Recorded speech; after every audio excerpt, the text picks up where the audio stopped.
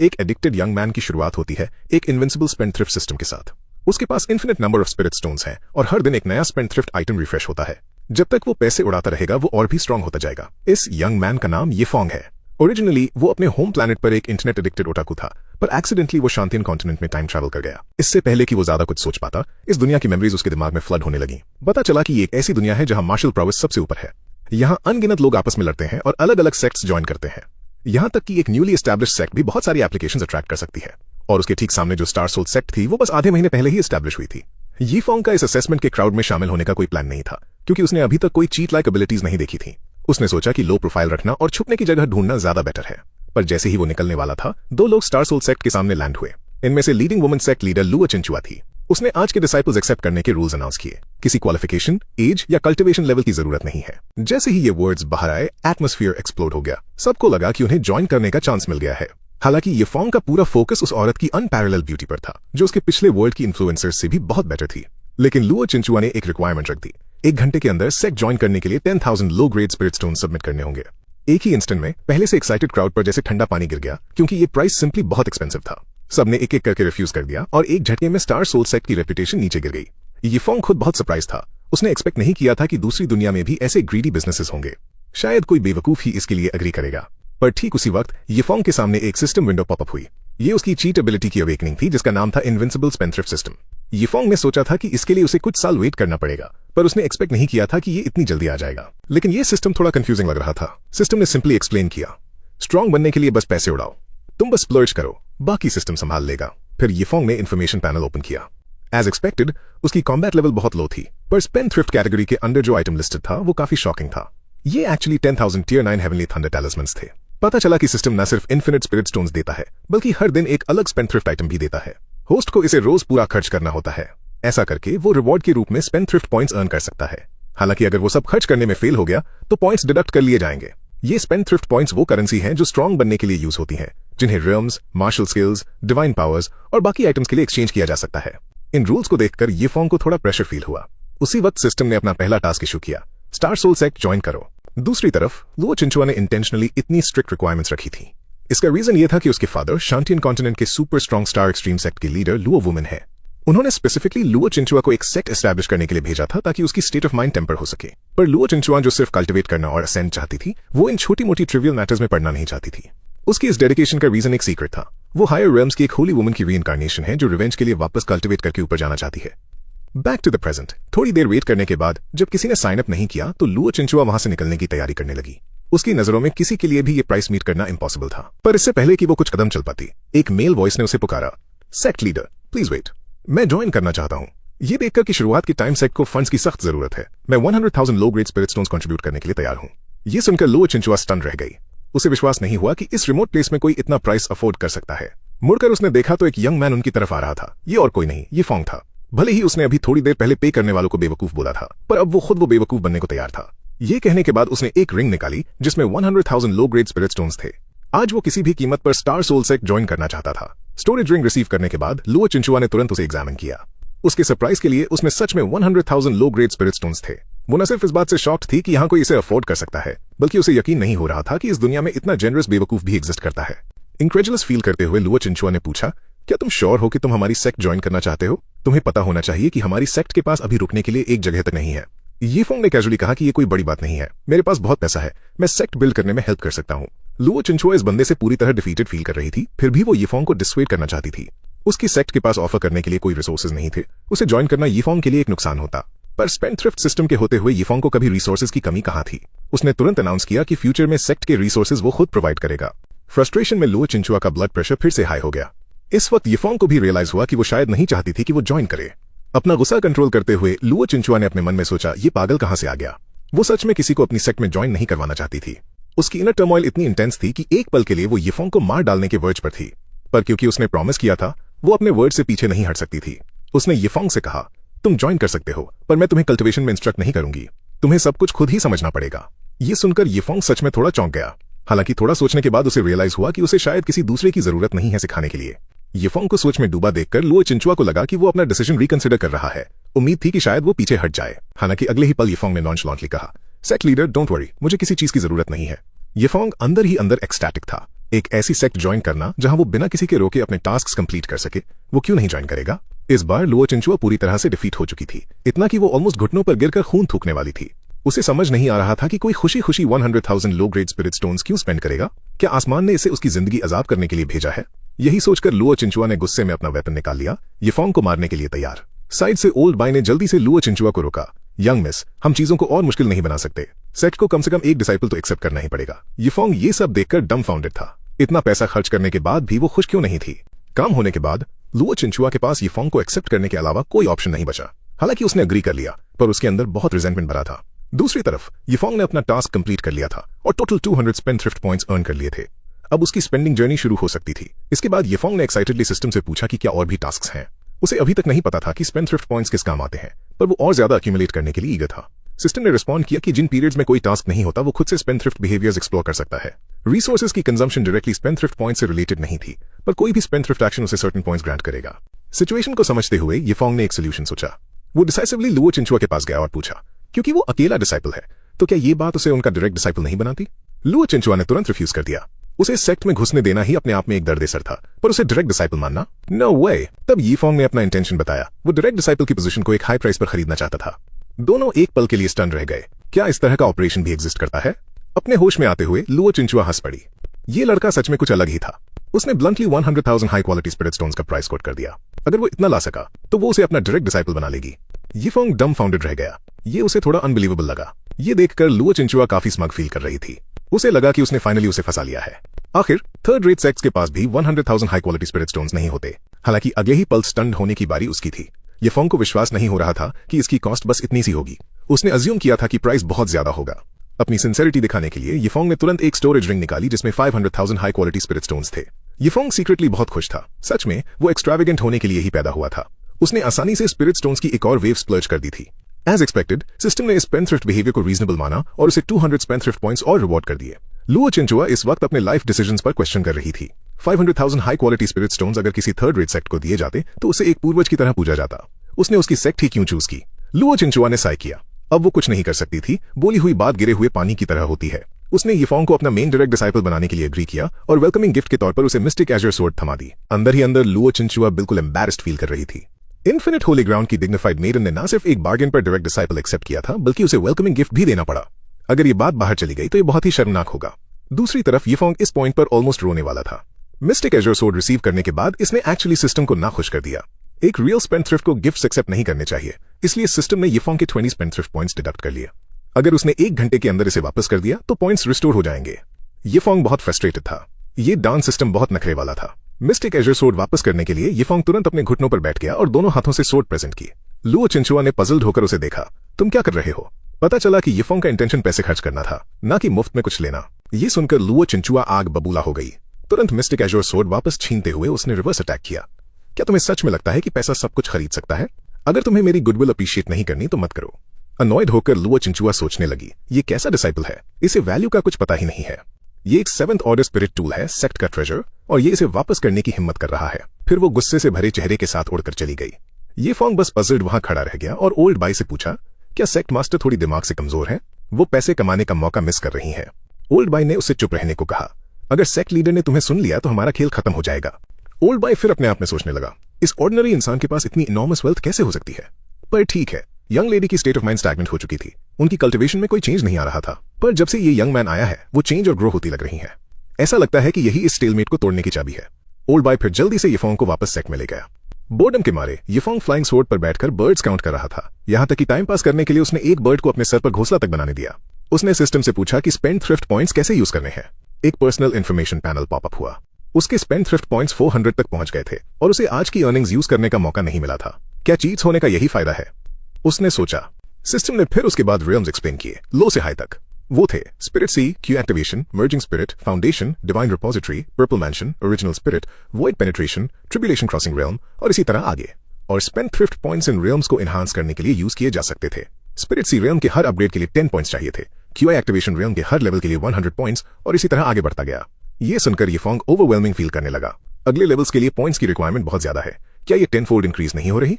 उसने फिर spendthrift mall open किया। वहां कई कंटेनर्स थे जिनसे वो ड्रॉ कर सकता था। हर एक की कॉस्ट 100 स्पेंडथ्रिफ्ट पॉइंट्स थी। हाई टियर रिवॉर्ड्स मिलने का चांस बहुत ही कम था। थोड़ा सोचने के बाद यीफोंग को लगा कि ये थोड़ा एक्सपेंसिव है, पर अगर उसने ट्राई किया और एक हाई टियर रिवॉर्ड ड्रॉ कर लिया तो ये वर्थ इट होगा। लेकिन फिर उसने सोचा अगर उसे कोई हाई टियर रिवॉर्ड मिल भी गया तो क्या वो उसके किसी काम आएगा।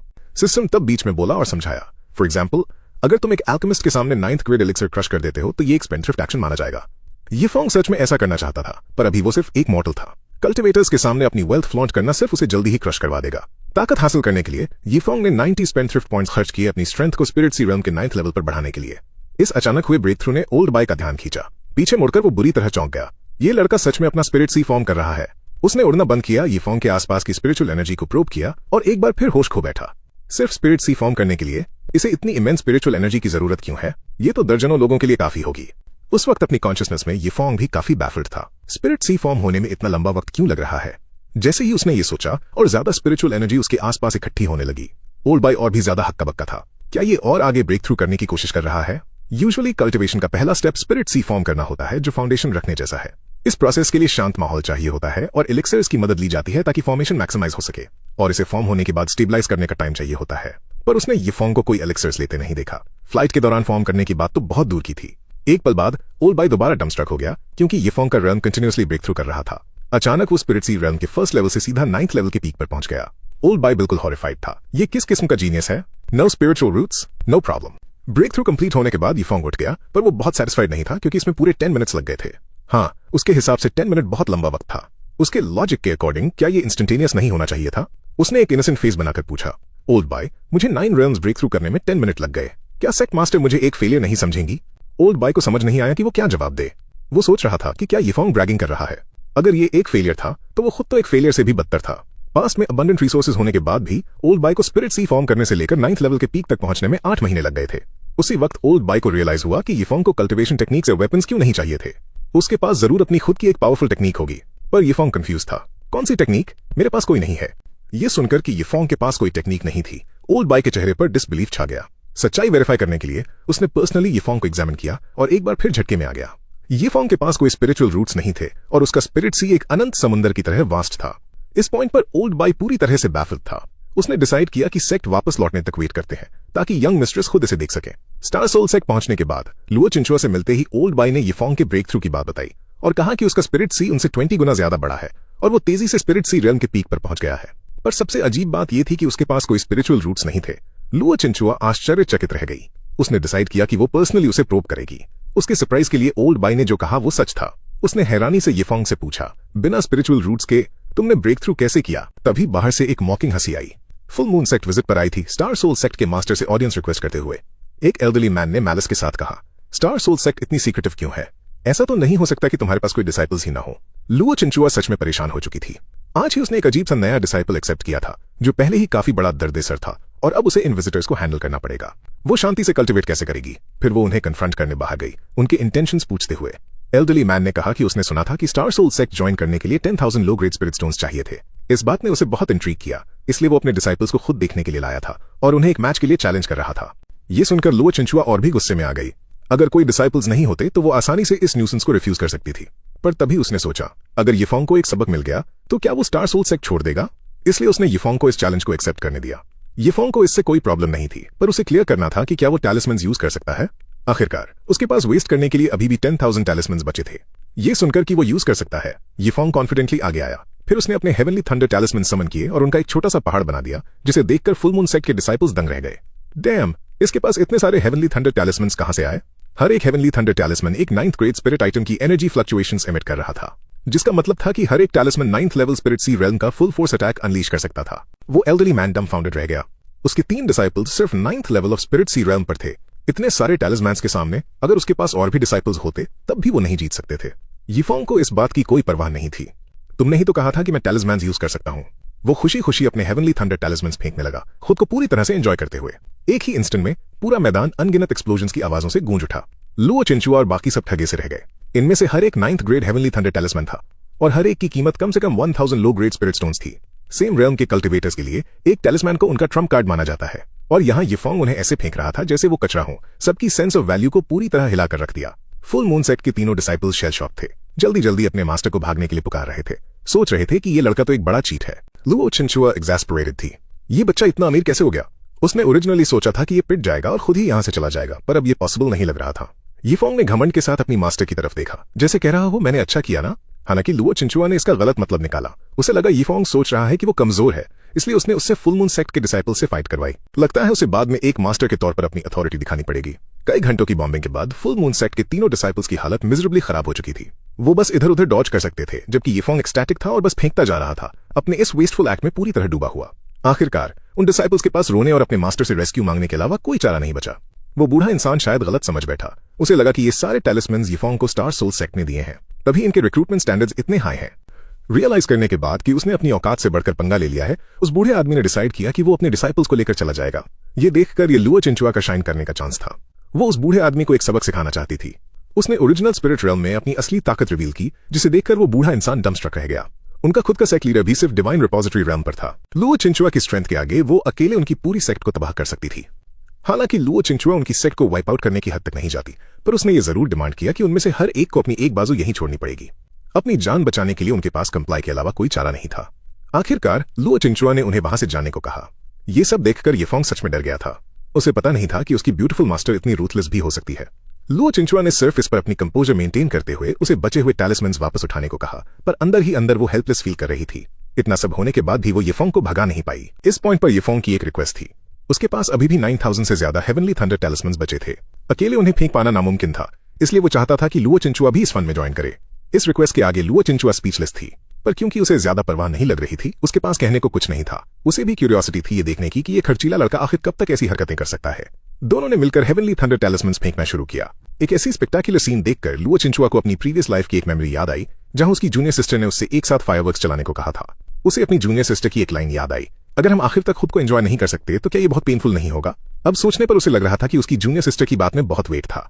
उधर सेक्ट के अंदर ओल्ड बाय जो सोने वाला था पूरी तरह से बैफिल्ड हो गया था। लगातार हो रहे एक्सप्लोजन्स की वजह से उसे लगा कि सेक्ट पर किसी दुश्मन का अटैक हुआ है। जब उसे रियलाइज हुआ कि बाहर का नॉइज हेवनली थंडर टैलिस्मैन्स की वजह से है, तो वो तुरंत कपड़े पहनकर इन्वेस्टिगेट करने आया। जब उसने वहां का नजारा देखा, वो अटली स्टंट था। यीफोंग और लुओ चिंचुआ माइंडलेसली हेवनली थंडर टैलिस्मैन्स फेंक रहे थे। अब तक लुओ चिंचुआ भी इस वेस्टफुल बिहेवियर में डूब चुकी थी। उसने नॉनशलांटली कहा, हम बस इन हेवनली थंडर टैलिस्मैन्स को डिस्पोज ऑफ कर रहे हैं। ये देखकर यीफोंग ने ओल्ड बाय को भी इस मजे में ज्वाइन करने को इनवाइट किया, पर ओल्ड बाय आग बबूला हो चुका था। उसने आते ही यीफोंग के सर पर जोर का डंडा मारा और चिल्लाया, तुम दोनों ये क्या बकवास कर रहे हो? इनमें से एक टैलिस्मैन की कीमत 1000 लो ग्रेड स्पिरिट स्टोन्स है।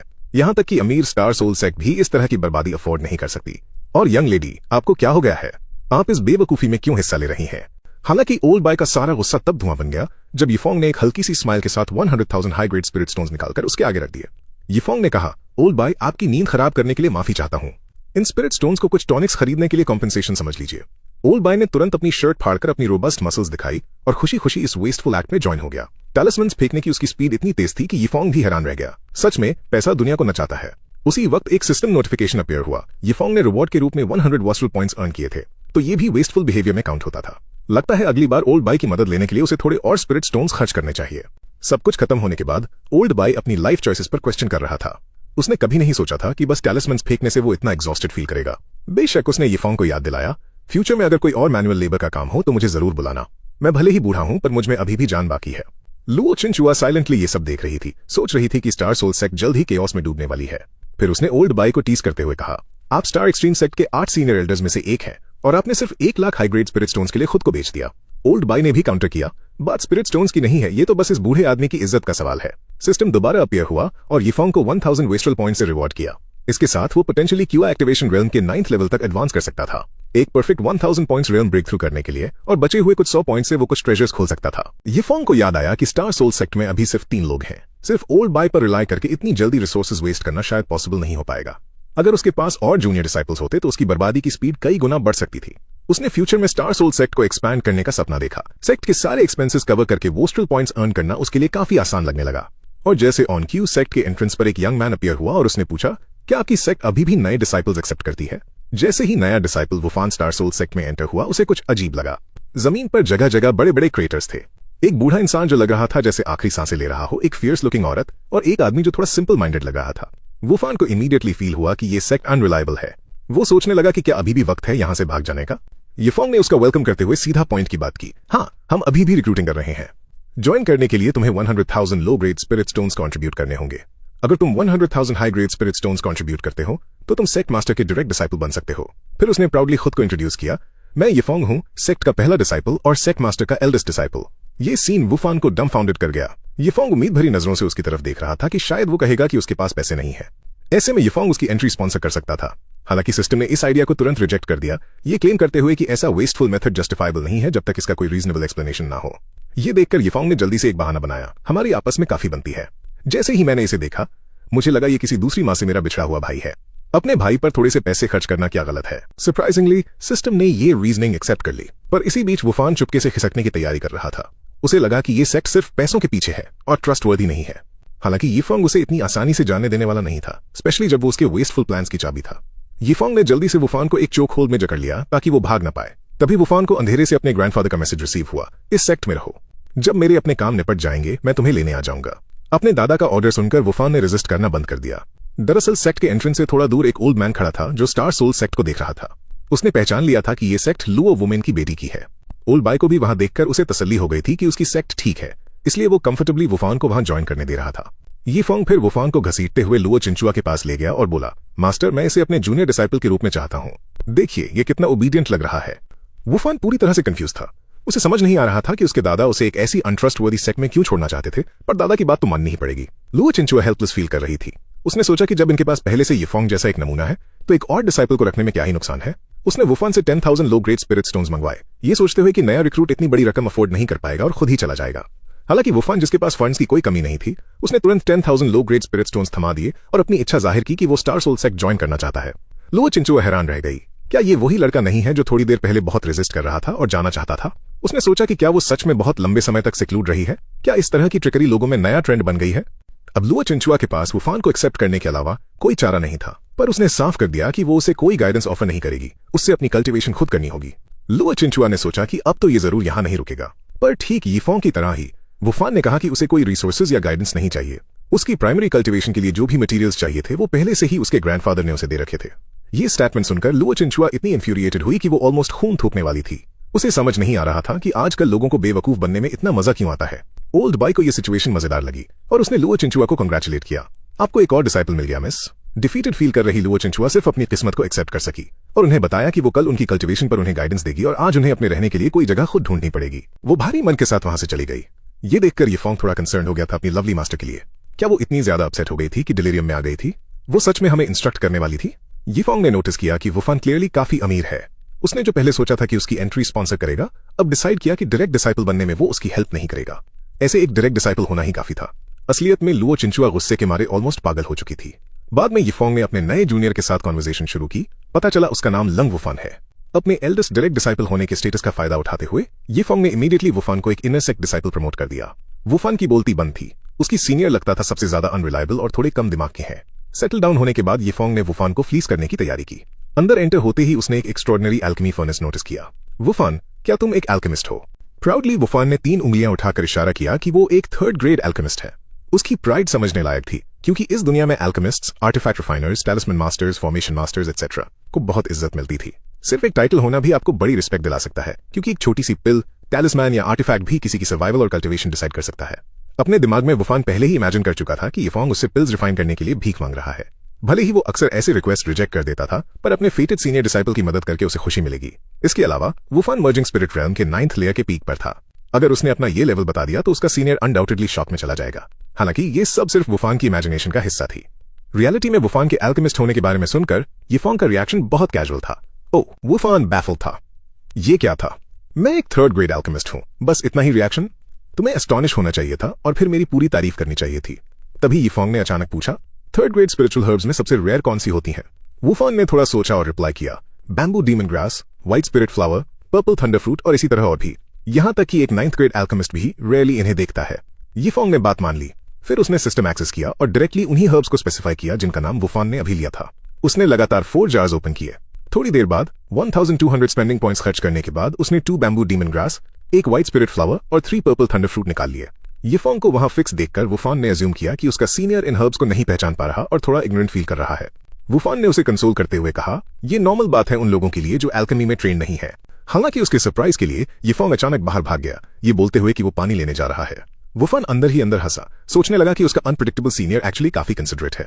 वुफान ने सोचा कि वो बाद में उसके लिए कुछ और पिल्स क्राफ्ट कर देगा, लेकिन थोड़ी देर बाद जब यीफोंग वापस आया तो उसके पास सूप का एक बड़ा बर्तन था। वुफान अचानक झटके में आ गया जब उसने उन रेयर हर्ब्स को देखा जो उसने अभी बताए थे और वो उस सूप के ब्रॉथ में तैर रहे थे। जल्दी जल्दी वुफान ने हर्ब्स को सूप से बाहर निकाला और जब उन्हें केयरफुली चेक करके पता चला कि वो रियल थे तो उसे लगा वो फटने वाला है। ब्रदर, आपने बिना सोचे समझे इतने कीमती ट्रेजर्स वेस्ट कर दिए।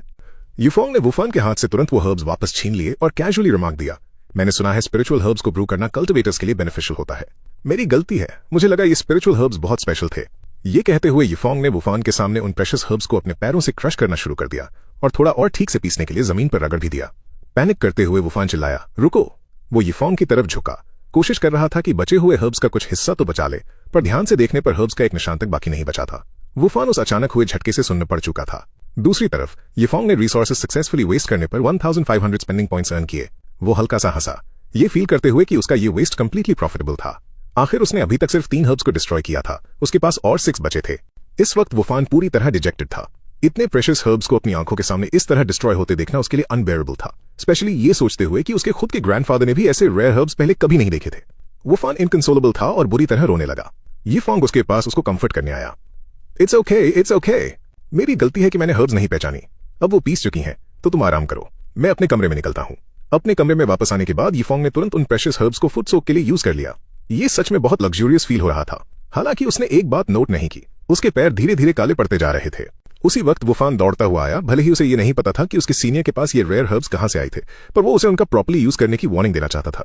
ऐसा नहीं था कि वो इन वैल्यूएबल हर्ब्स को चाहता था, बल्कि बात यह थी कि उन हर्ब्स को अलग अलग भी यूज किया जा सकता था, पर अगर स्पेसिफिकली बैम्बू, डीमन ग्रास और पर्पल थंडर फ्रूट को कंबाइन किया जाए तो एक पोटेंट टॉक्सिन प्रोड्यूस होता है। ये डेडली नहीं है, पर इसका इलाज बहुत मुश्किल होता है। अचानक यीफोंग की चीख पूरे रूम में गूंज उठी। उसने फाइनली अपने काले पड़ गए पैरों को देख लिया था। ये सुनकर वुफान को समझ आया कि जरूर कुछ गड़बड़ हुई है। ये सोचते हुए कि उसके सीनियर ने दोबारा कुछ बेवकूफी की है, उसने फोर्स से गेट को लात मारकर खोला, पर टब में पैरों को सोख होता देखकर वो कुछ बोल ही नहीं पाया। घबराहट में यीफोंग ने उससे पूछा, क्या हो रहा है, पर वुफान ध्यान नहीं दे रहा था। उसका चेहरा एकदम डरावने डार्क रंग में बदल गया था। इस हरकत से यीफोंग ने दोबारा एक सक्सेसफुल वेस्ट किया था और उसे और 1500 स्पेंडिंग पॉइंट्स का रिवॉर्ड मिला। इसके ऊपर 1000 स्पेंडिंग पॉइंट्स से वो अपने पैरों के टॉक्सिन को ठीक कर सकता था। सिस्टम का सोल्यूशन आने पर यीफोंग का डर पूरी तरह गया। सच कहूं तो उसने इस तरह हर्ब्स को वेस्ट करने का सोचा नहीं था, इसलिए उसने अपने रूम में चुपचाप अपने पैर भिगो लिए थे। उसे उम्मीद नहीं थी कि उसका जूनियर वहां आ टपकेगा। वुफान ने गुस्से में आते हुए सीनियर को डांट लगाई, सीनियर, मैं आपको यही वार्न करने आया था। आप बैम्बू डीमन ग्रास को पर्पल थंडर फ्रूट के साथ मिक्स नहीं कर सकते, ये एक पॉइजन प्रोड्यूस करता है। यीफोंग ने ऑकवर्डली हंसकर सिस्टम के थ्रू चुपचाप डिटॉक्सिफाई कर लिया और सिर्फ एक ही मिनट में उसके पैर ठीक हो गए। वुफान वापस से हैरान था। ये टॉक्सिन ठीक करने में इतना डिफिकल्ट था, पर उसको स्पीचलेस तब किया जब यीफोंग वापस अपने पैर टब में डालकर एंजॉय करने लगा।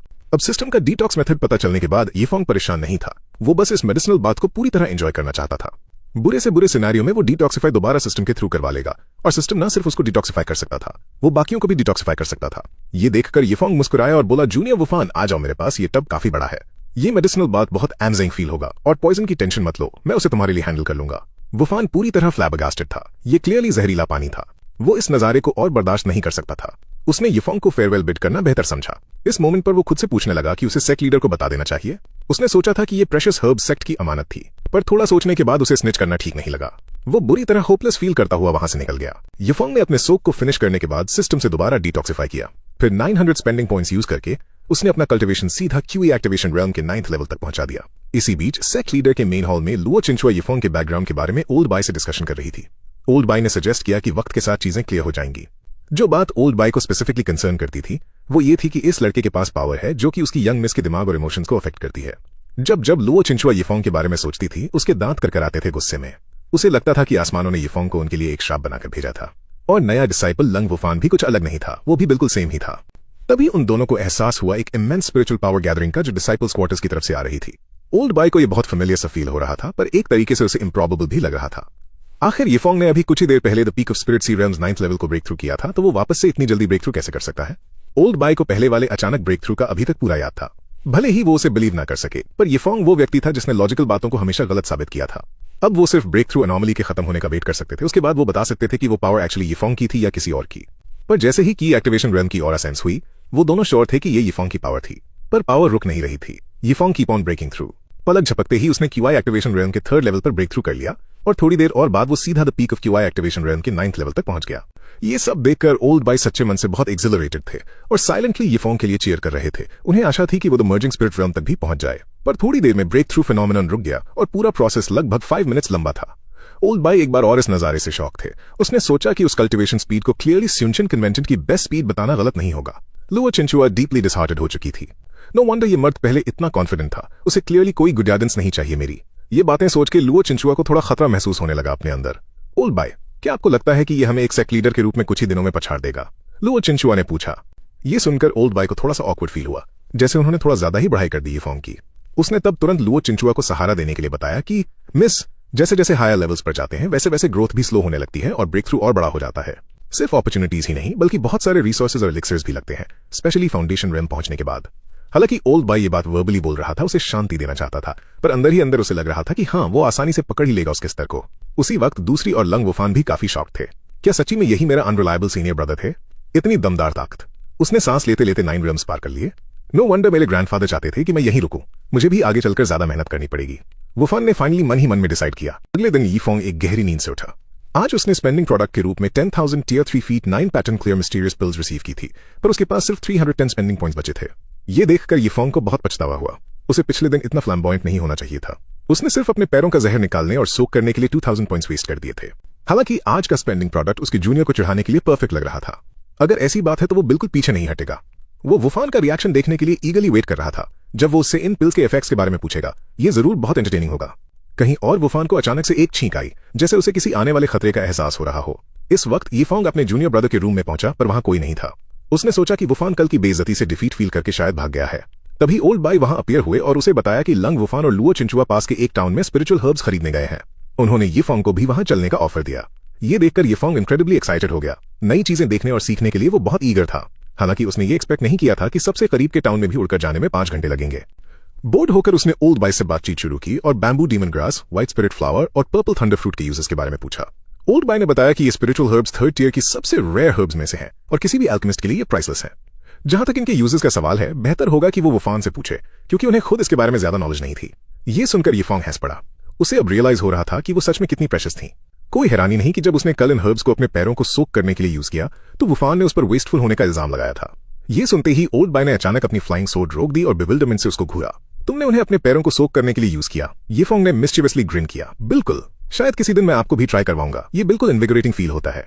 हालांकि ओल्ड बाई को समझ नहीं आया कि यीफोंग के पास इतने प्रेशियस मटेरियल्स कहां से आए, पर उन्हें पता था कि उन्हें यीफोंग की गुड बुक्स में रहना होगा, इस उम्मीद में कि फ्यूचर में यीफोंग उनके साथ भी कुछ शेयर करेगा।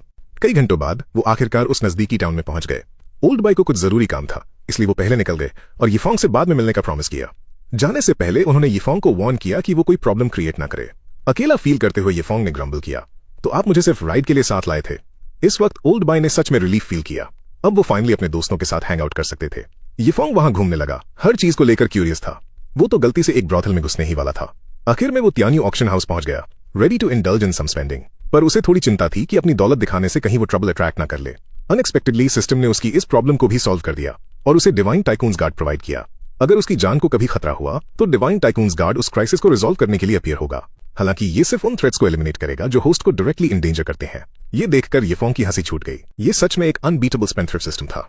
अब वो बिना किसी चिंता के स्प्लर्ज कर सकता था। इसके बाद वो कॉन्फिडेंटली ऑक्शन हाउस के अंदर चला गया। अंदर आते ही उसने अटेंडेंट को बताया कि उसे कुछ एलिक्सर्स ऑक्शन करने हैं। अटेंडेंट ने उसे इंचार्ज से इंट्रोड्यूस करवाया, जो एक 6th टियर एल्केमिस्ट थे जिनका नाम झाओ एंकियन था। मिलने पर यीफोंग ने उन्हें अपनी इंटेलिजेंस का फ्रूट प्रेजेंट किया, द क्लियर मिस्टीरियस पिल। ये देखकर झाओ एंकियन ने कुछ खास नहीं सोचा। ये सिर्फ एक 3rd टियर एलिक्सर था और इसकी कोई खास वैल्यू नहीं थी। हालांकि ध्यान से देखने पर वो चौंक गए। ये एक 9 स्ट्राइप्ड क्लियर मिस्टीरियस पिल थी। इसने उन्हें प्रोफाउंडली स्टार्टल कर दिया था। कंफ्यूज्ड यीफोंग ने पूछा, क्या ये पिल सच में इतनी स्ट्रांग है? झाओ एंकियन ने एक्साइटेडली रिप्लाई किया, बहुत पावरफुल। भले ही ये सिर्फ एक 3rd टियर क्लियर मिस्टीरियस पिल है, पर इसे रिफाइन करने का प्रोसेस बहुत इंट्रिकेट है। एक छोटी सी गलती भी इस पिल को इनकम्प्लीट बना सकती है। ये 9 स्ट्राइप्ड वर्जन इस पिल के इफेक्ट्स को मैक्सिमाइज कर देता है। मार्केट में मैंने आज तक सिर्फ 8 स्ट्राइप्ड वाली देखी है। जब स्ट्राइप्स के नंबर की बात आई तो यीफोंग बिल्कुल क्लूलेस लग रहा था और कुछ समझ नहीं पा रहा था। झाओ एंकियन ने एक्सप्लेन करना कंटिन्यू रखा। एक कंप्लीट एलिक्सर 10 स्ट्राइप लेवल का होता है, जहां हर एक स्ट्राइप उसकी एफिकेसी का 10% रिप्रेजेंट करती है। यीफोंग ध्यान नहीं दे रहा था। वो सोच रहा था कि ये आदमी इतना लंबा क्यों बोल रहा है। उसकी ये बोस्टिंग देखकर इंपेशेंट यीफोंग बस इसका प्राइस जानना चाहता था। ये पिल कितने में बिक सकती है? तब जाके झाओ एंकियन ने प्राइस मेंशन किया। एक रेगुलर 3rd टियर पिल की कीमत लगभग 100,000 लोअर टियर स्पिरिट स्टोन्स होती है, पर इस high quality 9 striped clear mysterious pill का प्राइस डिटरमिन करना मुश्किल है। सिर्फ एक ऑक्शन ही इसकी ट्रू वैल्यू रिवील कर सकता है। यीफोंग दंग रह गया। ये टूटी हुई पिल कम से कम 100,000 लोअर टियर स्पिरिट स्टोन्स की हो सकती है। उसने ये एक्सपेक्ट नहीं किया था, स्पेशली जब उसने रिसेंटली 600,000 अपर टियर स्पिरिट स्टोन्स खर्च किए थे एक डिसाइपल की पोजीशन खरीदने के लिए और ओल्ड बाई को टेलिस्मन्स फेंकने के लिए हायर करने के लिए। झाओ एंगशन का तो दिमाग खराब हो गया। तुम इस 9 स्ट्राइप्ड क्लियर मिस्टीरियस पिल को एक टूटी हुई पिल बोल रहे हो? इसने उन्हें ऐसा फील करवाया जैसे वो किसी कचरे से डील कर रहे हो। फिर यीफोंग ने पूछा कि अगला ऑक्शन कब है। झाओ एंगशन ने बताया कि दोपहर में एक ऑक्शन है। इसके साथ ही यीफोंग ने उन्हें एक और 9 स्ट्राइप्ड क्लियर मिस्टीरियस पिल थमा दी। तुम सीधा ऑक्शन हेड से कांटेक्ट करो और इन दोनों पिल्स को आफ्टरनून ऑक्शन में ऐड कर दो। मैं पैसे बाद में कलेक्ट कर लूंगा। यीफोंग का ये एरोगेंस देखकर झाओ एंगशन काफी एजिटेटेड थे। दूर से यीफोंग की बड़बड़ाहट सुनाई दी। पता नहीं कौन सा बेवकूफ ऐसी महंगी पिल के लिए बिड लगाएगा। इस बात ने झाओ एंगशन को परप्लेक्स छोड़ दिया। क्या ये चीज उन्हें भी एक बेवकूफ नहीं बनाती? यीफोंग चलते चलते क्लियर मिस्टीरियस पिल्स खाता जा रहा था। आखिर उसे आज के दिन 10,000 पिल्स कंज्यूम करनी थी। उसी वक्त उसने पास ही एक स्ट्रे डॉग को देखा। उस मासूम कुत्ते को देखकर यीफोंग ने उसे एक बड़ा सा बोन खिलाया, ये प्लान करते हुए कि वो इस लिटिल येलो को अडॉप्ट कर लेगा। ऑफ कोर्स यीफोंग के अपने मोटिव्स थे। उनके पास लोग बहुत कम थे। उसकी ब्यूटीफुल मास्टर, ओल्ड बाई और जूनियर ब्रदर, ये सब मिलकर भी इन सारी 9 स्ट्राइप्ड क्लियर मिस्टीरियस पिल्स को फिनिश नहीं कर सकते थे। अब लिटिल येलो के साथ वो इन्हें जल्दी कंज्यूम कर सकते थे। फर्दरमोर फ्यूचर में और भी एलिक्सर्स वेस्ट करने थे और इसमें लिटिल येलो हेल्प कर सकता था। अपने आने वाले ट्रेजेडी से बेखबर लिटिल येलो बस अपने खुशी के पल एंजॉय कर रहा था। इसके बाद यीफोंग ने डिसाइड किया कि वो लिटिल येलो को नहलवाएगा और उसके बाद वो अपने काम पर लगेंगे। वो लिटिल येलो को एक रेस्टोरेंट में ले गया, पर कुत्ता बहुत गंदा था, इसलिए वेटर ने उसे अंदर आने नहीं दिया। यीफोंग ने काउंटर किया, बस मुझे इतना बताओ कि इसके कितने स्पिरिट स्टोन्स लगेंगे। मुझे एक प्रीमियम रूम दो, मैं अपने कुत्ते को नहलाना चाहता हूँ। हालांकि वेटर बहुत फर्म लग रहा था, किसी भी कीमत पर लिटिल येलो को अंदर अलाउ नहीं किया जा सकता था। यीफोंग फ्रस्ट्रेटेड था। तुम इतने इनफ्लेक्सिबल क्यों हो? पर जब यीफोंग ने एक substantial sum of spirit stones निकाली तो वेटर तुरंत गर्म पानी ले आया। पर यीफोंग थोड़ा अपसेट था। उसने रूम के लिए 10 गुना ज्यादा प्राइस पे किया था, फिर भी सिस्टम ने इसे वेस्टफुल बिहेवियर में काउंट नहीं किया। लिटिल येलो उसे पजल्ड होकर देख रहा था। यीफोंग ने उसे जल्दी से साफ होने को कहा, क्योंकि साफ होने के बाद उन्हें अपने काम पर लगना था। ध्यान से देखने पर यीफोंग को लगा कि ये कुत्ता थोड़ा डम है, उसे उसकी स्पिरिचुअल इंटेलिजेंस अवेकन करने का कोई तरीका ढूंढना पड़ेगा। उसी पल यीफोंग ने लिटिल येलो को क्लियर मिस्टीरियस पिल्स खिलाना शुरू कर दिया। ओब्लिवियस लिटिल येलो मजे से खा रहा था, पर जल्दी ही वो अपने इस फैसले पर रिग्रेट करने वाला था। यीफोंग अम्यूज्ड था। वो प्लान कर रहा था कि लिटिल येलो को टूल की तरह यूज करेगा बाकी वेस्टफुल एलिक्सर्स या हर्ब्स कंज्यूम करने के लिए। लिटिल येलो के लिए कुछ क्लियर मिस्टीरियस पिल्स छोड़कर यीफोंग बाहर घूमने निकल गया। अनबेनोन्स टू हिम उसके जाने के थोड़ी देर बाद ही उन क्लियर मिस्टीरियस पिल्स की मदद से लिटिल येलो की स्पिरिचुअल इंटेलिजेंस अवेकन हो चुकी थी और उसकी अपीयरेंस पूरी तरह चेंज हो गई थी। कुछ घंटों बाद जब यीफोंग वापस आया तो उसने सोते हुए लिटिल येलो को जगाया और बोला, तुम सच में स्लैक कर रहे हो। तुमने अभी तक सिर्फ 2000 से थोड़ी ज्यादा क्लियर मिस्टीरियस पिल्स खाई हैं और तुम ऑलरेडी लेजी हो गए हो। उठने पर लिटिल येलो ने प्रोटेस्ट में हाउल किया, वो और नहीं खा सकता था। ये देखकर यीफोंग के पास और कोई रास्ता नहीं बचा था बल्कि उसके साथ सो जाने का, ताकि पिल्स डाइजेस्ट हो सके। एक वेस्टफुल टाइकून बनना सच में एग्जॉस्टिंग काम था। जब लिटिल येलो सो रहा था वो हजारों क्लियर मिस्टीरियस पिल्स उसको एक मिथिकल बीस्ट बनने की तरफ ट्रांसफॉर्म कर रही थीं। कहीं और ओल्ड बाई अपने एक पुराने दोस्त ओल्ड शिया के साथ फुर्सत में बातें कर रहे थे। ओल्ड शिया ने शेख ही मारना शुरू किया, क्या तुम्हें पता है मुझे अभी ऑक्शन ब्रांच में क्या मिला है? 2 special 3rd tier clear mysterious pills. क्या तुम्हें पता है उनमें कितनी स्ट्राइप्स हैं? तुम सुबह से इस बात को लेकर इतने फंस कर रहे हो। वो जरूर 7 स्ट्राइप्ड क्लियर मिस्टीरियस पिल्स से ज्यादा की होंगी, है ना? उन्हें किसने रिफाइन किया है? ओल्ड शिया ने अपनी उंगलियों से 9 बनाया। 9 स्ट्राइप्स, और वो 2 हैं। मुझे नहीं पता उन्हें किसने रिफाइन किया है। मैं बस इतना जानता हूं कि एक यंग मैन उन्हें ऑक्शन के लिए लाया था। मैंने पर्सनली उन्हें इंस्पेक्ट किया है। वो नियर परफेक्शन है, एक 10 स्ट्राइप पिल के बहुत करीब। ओल्ड बाय इनक्रेडिबली सरप्राइज्ड थे। क्या तुम्हें उस यंग मैन का नाम पता है? ओल्ड शिया ने हाथ फैला दिए। नहीं पता। उसने अपना नाम नहीं बताया, सिर्फ पिल्स ऑक्शन के लिए छोड़ दी। किसी वजह से ओल्ड बाय के दिमाग में तुरंत यीफोंग का ख्याल आया, स्पेशली तब जब ओल्ड शिया ने ऐड किया, मैंने जो सुना है उस हिसाब से वो यंग मैन इन 2 पिल्स के बारे में काफी इंडिफरेंट लग रहा था। डॉट्स कनेक्ट करते हुए ओल्ड बाय ऑलमोस्ट सर्टन थे कि ये यीफोंग का ही काम था। एक पल के लिए उनकी बोलती बंद हो गई और उन्होंने सजेस्ट किया कि वो उससे मिलने चलें। ओल्ड शिया पजल थे। तुम्हारी लेडी के पर्सनल डिसाइपल में ऐसी क्या खास बात है? ओल्ड बाय को समझ नहीं आ रहा था कि वो कैसे एक्सप्लेन करे, तो उन्होंने बस उसे फॉलो करने को बोल दिया। इसी बीच तियानियो ऑक्शन हाउस में लुओ चिंचुआ ऑक्शन अटेंड कर रही थी। उसने गलती से वहां वो 2 क्लियर मिस्टीरियस पिल्स देख ली थी। उनके ओरिजिन से अनजान उसने उनके लिए बिड करने का डिसाइड किया ताकि उन्हें बाद में यीफोंग और वुफान के लिए यूज कर सके। लुओ चिंचुआ का थॉट ये था कि वो उनके सामने अपनी फेस रिगेन कर सकेगी, स्पेशली यीफोंग के सामने। उसे पूरा विश्वास था कि यीफोंग के पास ऐसी प्रेशियस पिल तो नहीं होगी और वो इस बात का वेट कर रही थी कि यीफोंग उसके लिए उसकी पूजा करेगा। ये सोचकर वो खुशी से हंसने लगी। उसी वक्त ओल्ड बाय और ओल्ड शिया यीफोंग के रूम के बाहर पहुंचे। कुछ देर नॉक करने के बाद जब कोई आंसर नहीं आया तो ओल्ड शिया ने स्पेकुलेट किया, क्या वो सो रहा होगा? ओल्ड बाय इरिटेटेड थे। एक क्वालिफाइड कल्टिवेटर को अपना प्रेशियस टाइम सोने में वेस्ट नहीं करना चाहिए। फिर उन्होंने डिसाइसिवली दरवाजा लात मारकर खोला और यीफोंग को उठने के लिए चिल्लाए। हालांकि जब उन्होंने टेबल पर कुत्तों की प्लेट में भरी हुई क्लियर मिस्टीरियस पिल्स देखी और ग्राउंड पर स्कैटर्ड बची हुई क्लियर मिस्टीरियस पिल्स देखी तो वो दोनों स्टन रह गए। शोर से उठकर और ड्राउजी देखते हुए यीफोंग ने ओल्ड बाय को ग्रीट किया, आप अचानक यहाँ कैसे आ गए? क्या आपके काम खत्म हो गए? फिर फ्लोर पर बैठे कुत्ते को देखकर उसने डांट लगाई, तुम सिली डॉग, हमेशा सोते रहते हो। तुमने अभी तक इन पिल्स को फिनिश क्यों नहीं किया? इस पॉइंट पर लिटिल येलो ने उन क्लियर मिस्टीरियस पिल्स के लिए बिल्कुल इंसानों जैसा डिस्डेन शो करते हुए उन्हें लात मार दी। ओल्ड बाय और ओल्ड शिया दोनों इस नजारे को देखकर ठगे से रह गए थे। ये 9 स्ट्राइप्ड क्लियर मिस्टीरियस पिल्स थीं। वो उन्हें ट्रेजर्स की तरह संभाल कर रखते और यहाँ एक कुत्ता उन्हें डिस्डेन कर रहा था। ओल्ड शिया प्रैक्टिकली शॉक में थे। उन्होंने सोचा, मैं एक 9th टियर एल्केमिस्ट और तियानियो ऑक्शन हाउस का हिडन बॉस एक कुत्ते से अपस्टेज्ड हो रहा हूँ। ओल्ड बॉय ने ध्यान से ऑब्जर्व करते हुए रिमार्क दिया, ये कुत्ता थोड़ा एक्स्ट्रॉर्डिनरी लग रहा है। देखो कैसे सराउंडिंग से स्पिरिचुअल एनर्जी उसकी बॉडी में ड्रॉ हो रही है। इसके पास किसी बीस्ट की ब्लड लाइन नहीं है, पर लगता है ये उसमें ट्रांसफॉर्म हो रहा है। इसकी बॉडी में कोई इंप्योरिटीज नहीं है। ओल्ड शिया ने डिसबिलीफ में पूछा, ये फोंग, तुमने इस कुत्ते को आखिर कितनी क्लियर मिस्टीरियस पिल्स खिला दी हैं? ये फोंग ने एक पल के लिए सोचा और रिप्लाई किया, ज्यादा नहीं, शायद करीब 2000। ये सुनते ही ओल्ड शिया के मुंह से पुराना खून निकलने लगा। फिर वो अपना गुस्सा रोक नहीं पाए और ओल्ड बॉय का कॉलर पकड़ लिया। 2000 से ज्यादा? क्या स्टार सोल सेक्ट के डिसाइपल्स ऐसे होते हैं? इतनी precious 9 stripe clear mysterious pills को एक कुत्ते को खिला दिया और तुमने उसे रोका तक नहीं? ओल्ड बॉय ने हेल्पलेसली रिप्लाई किया, मैं कैसे रोकता? ये लड़का इतना अमीर है कि मैं खुद इसके लिए काम करता हूं। ओल्ड शिया डिसबिलीफ में बोले, तुम स्टार एक्सट्रीम सेक्ट के 8 एल्डर्स में से एक और ट्रिबुलेशन क्रॉसिंग रेल्म के पावर हाउस एक डिसाइपल के लिए काम कर रहे हो? ओल्ड बॉय ने कंधे उचका दिए, मेरे पास कोई चॉइस नहीं है, ये पे बहुत अच्छा करता है। ये सिचुएशन देखकर यिफोंग ने ओल्ड बॉय से एक और फेवर मांगने का मौका ढूंढ लिया। Same old terms, 1 lakh top grade spirit stones. बिना किसी हेजिटेशन के ओल्ड बॉय अग्री हो गए। तुम बस हुक्म करो, मैं अभी भी स्ट्रांग हूं और कुछ भी कर सकता हूं। यिफोंग ने रिवील किया कि उसके पास और 7000 से ज्यादा क्लियर मिस्टीरियस पिल्स हैं जो आज रात तक कंज्यूम करनी है। आपके दांत अभी भी काफी ठीक होंगे, है ना? ओल्ड बॉय ने कॉन्फिडेंटली रिस्पॉन्ड किया, क्या तुम मजाक कर रहे हो? मैं अभी भी जवान हूं, मेरे दांत परफेक्ट कंडीशन में है। ये एक्सचेंज देखकर ओल्ड शिया डम्फाउंडेड थे। तुमने इतनी कैजुअली अग्री कर लिया, और क्या तुम डेंचर्स पहन रहे चाहिए हो? फिर यिफोंग ने टेबल पर क्लियर मिस्टीरियस पिल्स का एक पहाड़ उड़ेल दिया, जिसने ओल्ड शिया को दोबारा शॉक कर दिया। उन्हें उड़ेलने के बाद यिफोंग ने स्माइल किया, ओल्ड बॉय शुरू कीजिए। ओल्ड बॉय की आंखें एक्साइटमेंट से चमकने लगी। ये 9 स्ट्राइप्ड क्लियर मिस्टीरियस पिल्स हैं। मैंने कभी नहीं सोचा था कि इस उम्र में मुझे ऐसी सरप्राइज पार्टी मिलेगी। फिर उन्होंने वोरेशियसली उन पिल्स को खाना शुरू कर दिया, जोर जोर से क्रंच करते हुए। यिफोंग अब ओल्ड बॉय पर और ध्यान नहीं दे रहा था। वो लिटिल येलो की तरफ मुड़ा, तुम्हारी बारी है सिली डॉग, खाते रहो। अगर तुमने दिन खत्म होने तक इसे फिनिश नहीं किया तो मैं तेरा स्ट्यू बना दूंगा। ये अनबिलीवेबल सीन देखकर ओल्ड शिया का पूरा वर्ल्ड व्यू ही हिला गया था। वो सोचने लगे कि क्या वो कोई सपना देख रहे हैं।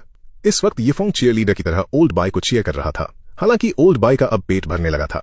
भले ही उन्हें एक्सपेक्ट नहीं था कि ये क्लियर मिस्टीरियस पिल्स इतनी टेस्टी होंगी, पर क्वांटिटी इतनी ज्यादा थी कि उन्हें ओवरपावरिंग लग रही थी। किसी वजह से उन 9 स्ट्राइप्ड क्लियर मिस्टीरियस पिल्स को देखते हुए ओल्ड बॉय अपने पास्ट को रेमिनिस करने लगे। उन दिनों में वो एक अकेली 5 स्ट्राइप्ड क्लियर मिस्टीरियस पिल को कंज्यूम करने के लिए भी कितना स्ट्रगल करते थे। ये सोचते ही उनकी आंखों से आंसू बहने लगे।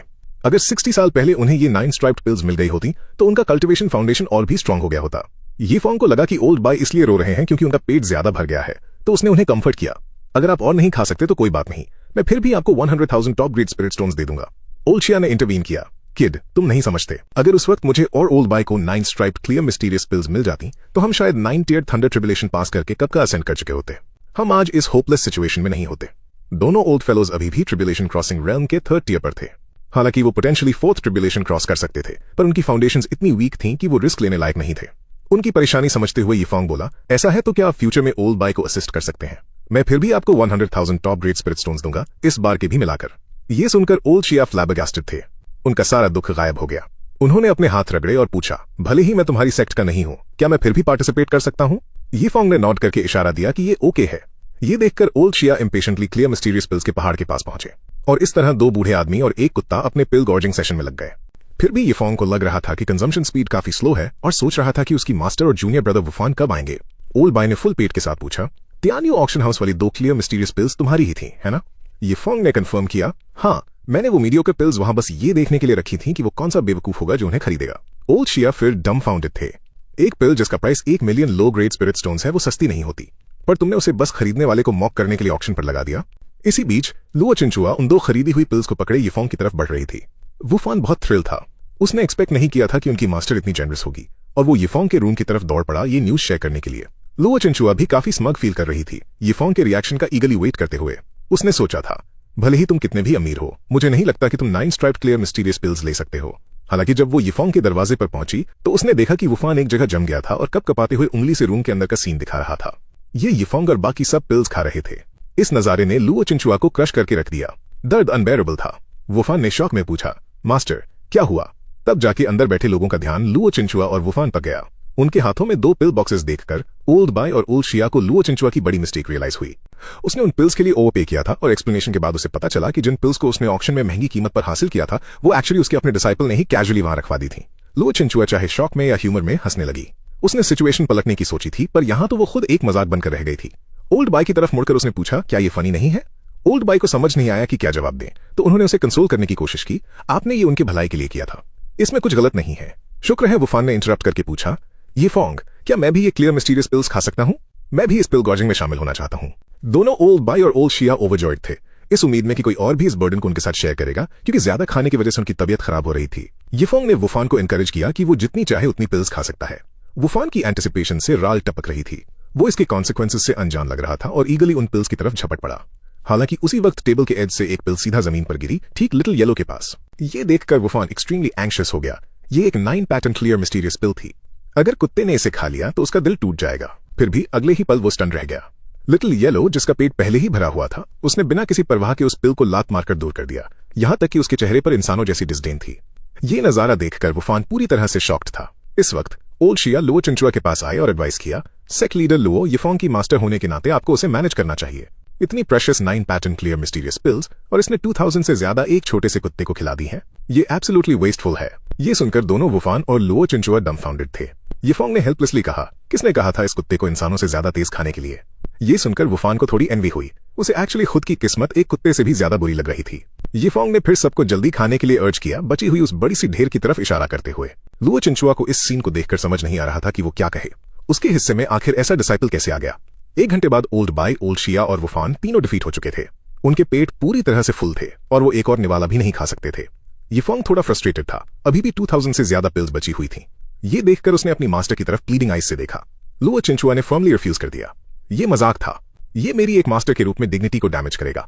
यिफोंग को आखिर में उसकी हेल्प के लिए गिड़गिड़ाना पड़ा, वरना वो अपना टास्क कंप्लीट नहीं कर पाता।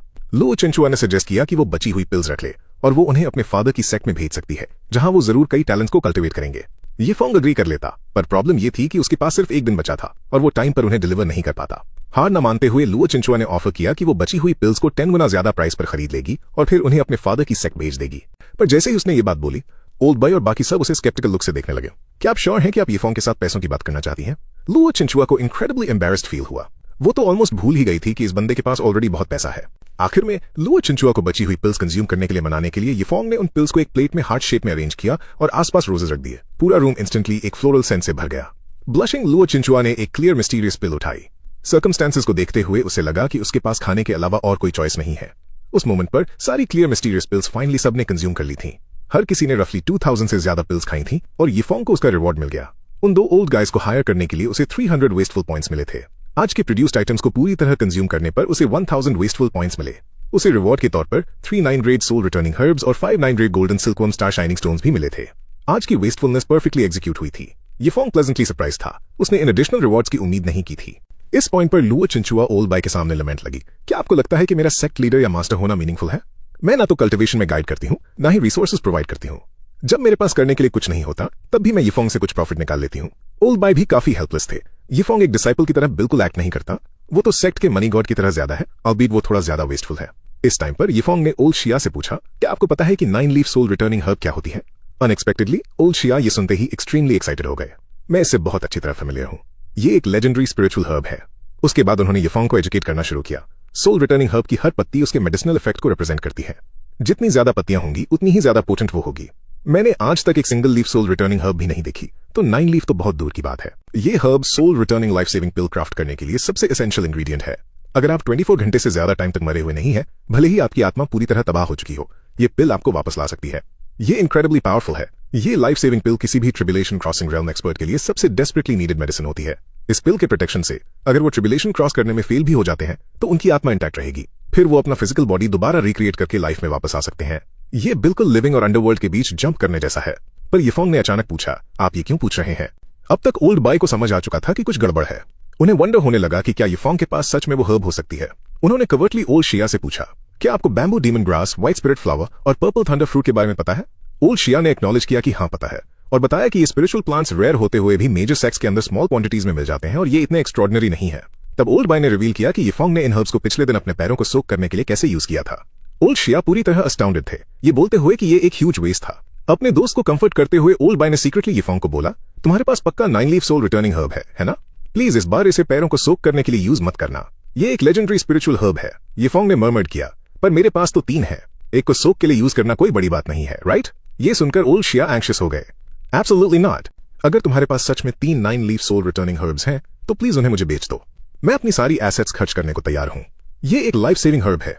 अगर तुमने सच में इसे फुट सोक के लिए यूज किया तो ये एब्सोल्युटली इंसेन होगा। सिचुएशन देखते हुए ये फॉर्म चलकर लुओ चिंचुआ के पास गया, एक सोल रिटर्निंग हर्ब निकाला और उन्हें थमा दिया, ये कहते हुए ये आपके डिसाइपल की तरफ से रिस्पेक्ट का एक टोकन है। इस पॉइंट पर लुओ चिंचुआ को समझ नहीं आ रहा था कि वो क्या कहे। ये फॉन्ग ने ना सिर्फ उसकी डायरेक्ट डिसाइपल बनने के लिए 100,000 top grade spirit stone spend किए थे, बल्कि उसकी मास्टर बनने के रिस्पेक्ट में उसे 400,000 का टोकन और गिफ्ट किया था।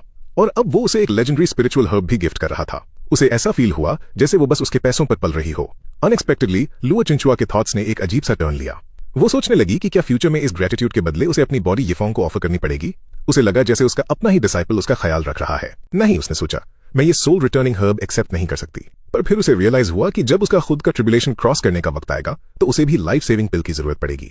येफोंग ने तब बची हुई 2 हर्ब्स का डिस्ट्रीब्यूशन डिसाइड किया, एक उसके फुट सोक के लिए और दूसरी ओल्ड बाय के लिए, जब तक कि वो कुछ मैनुअल लेबर करें।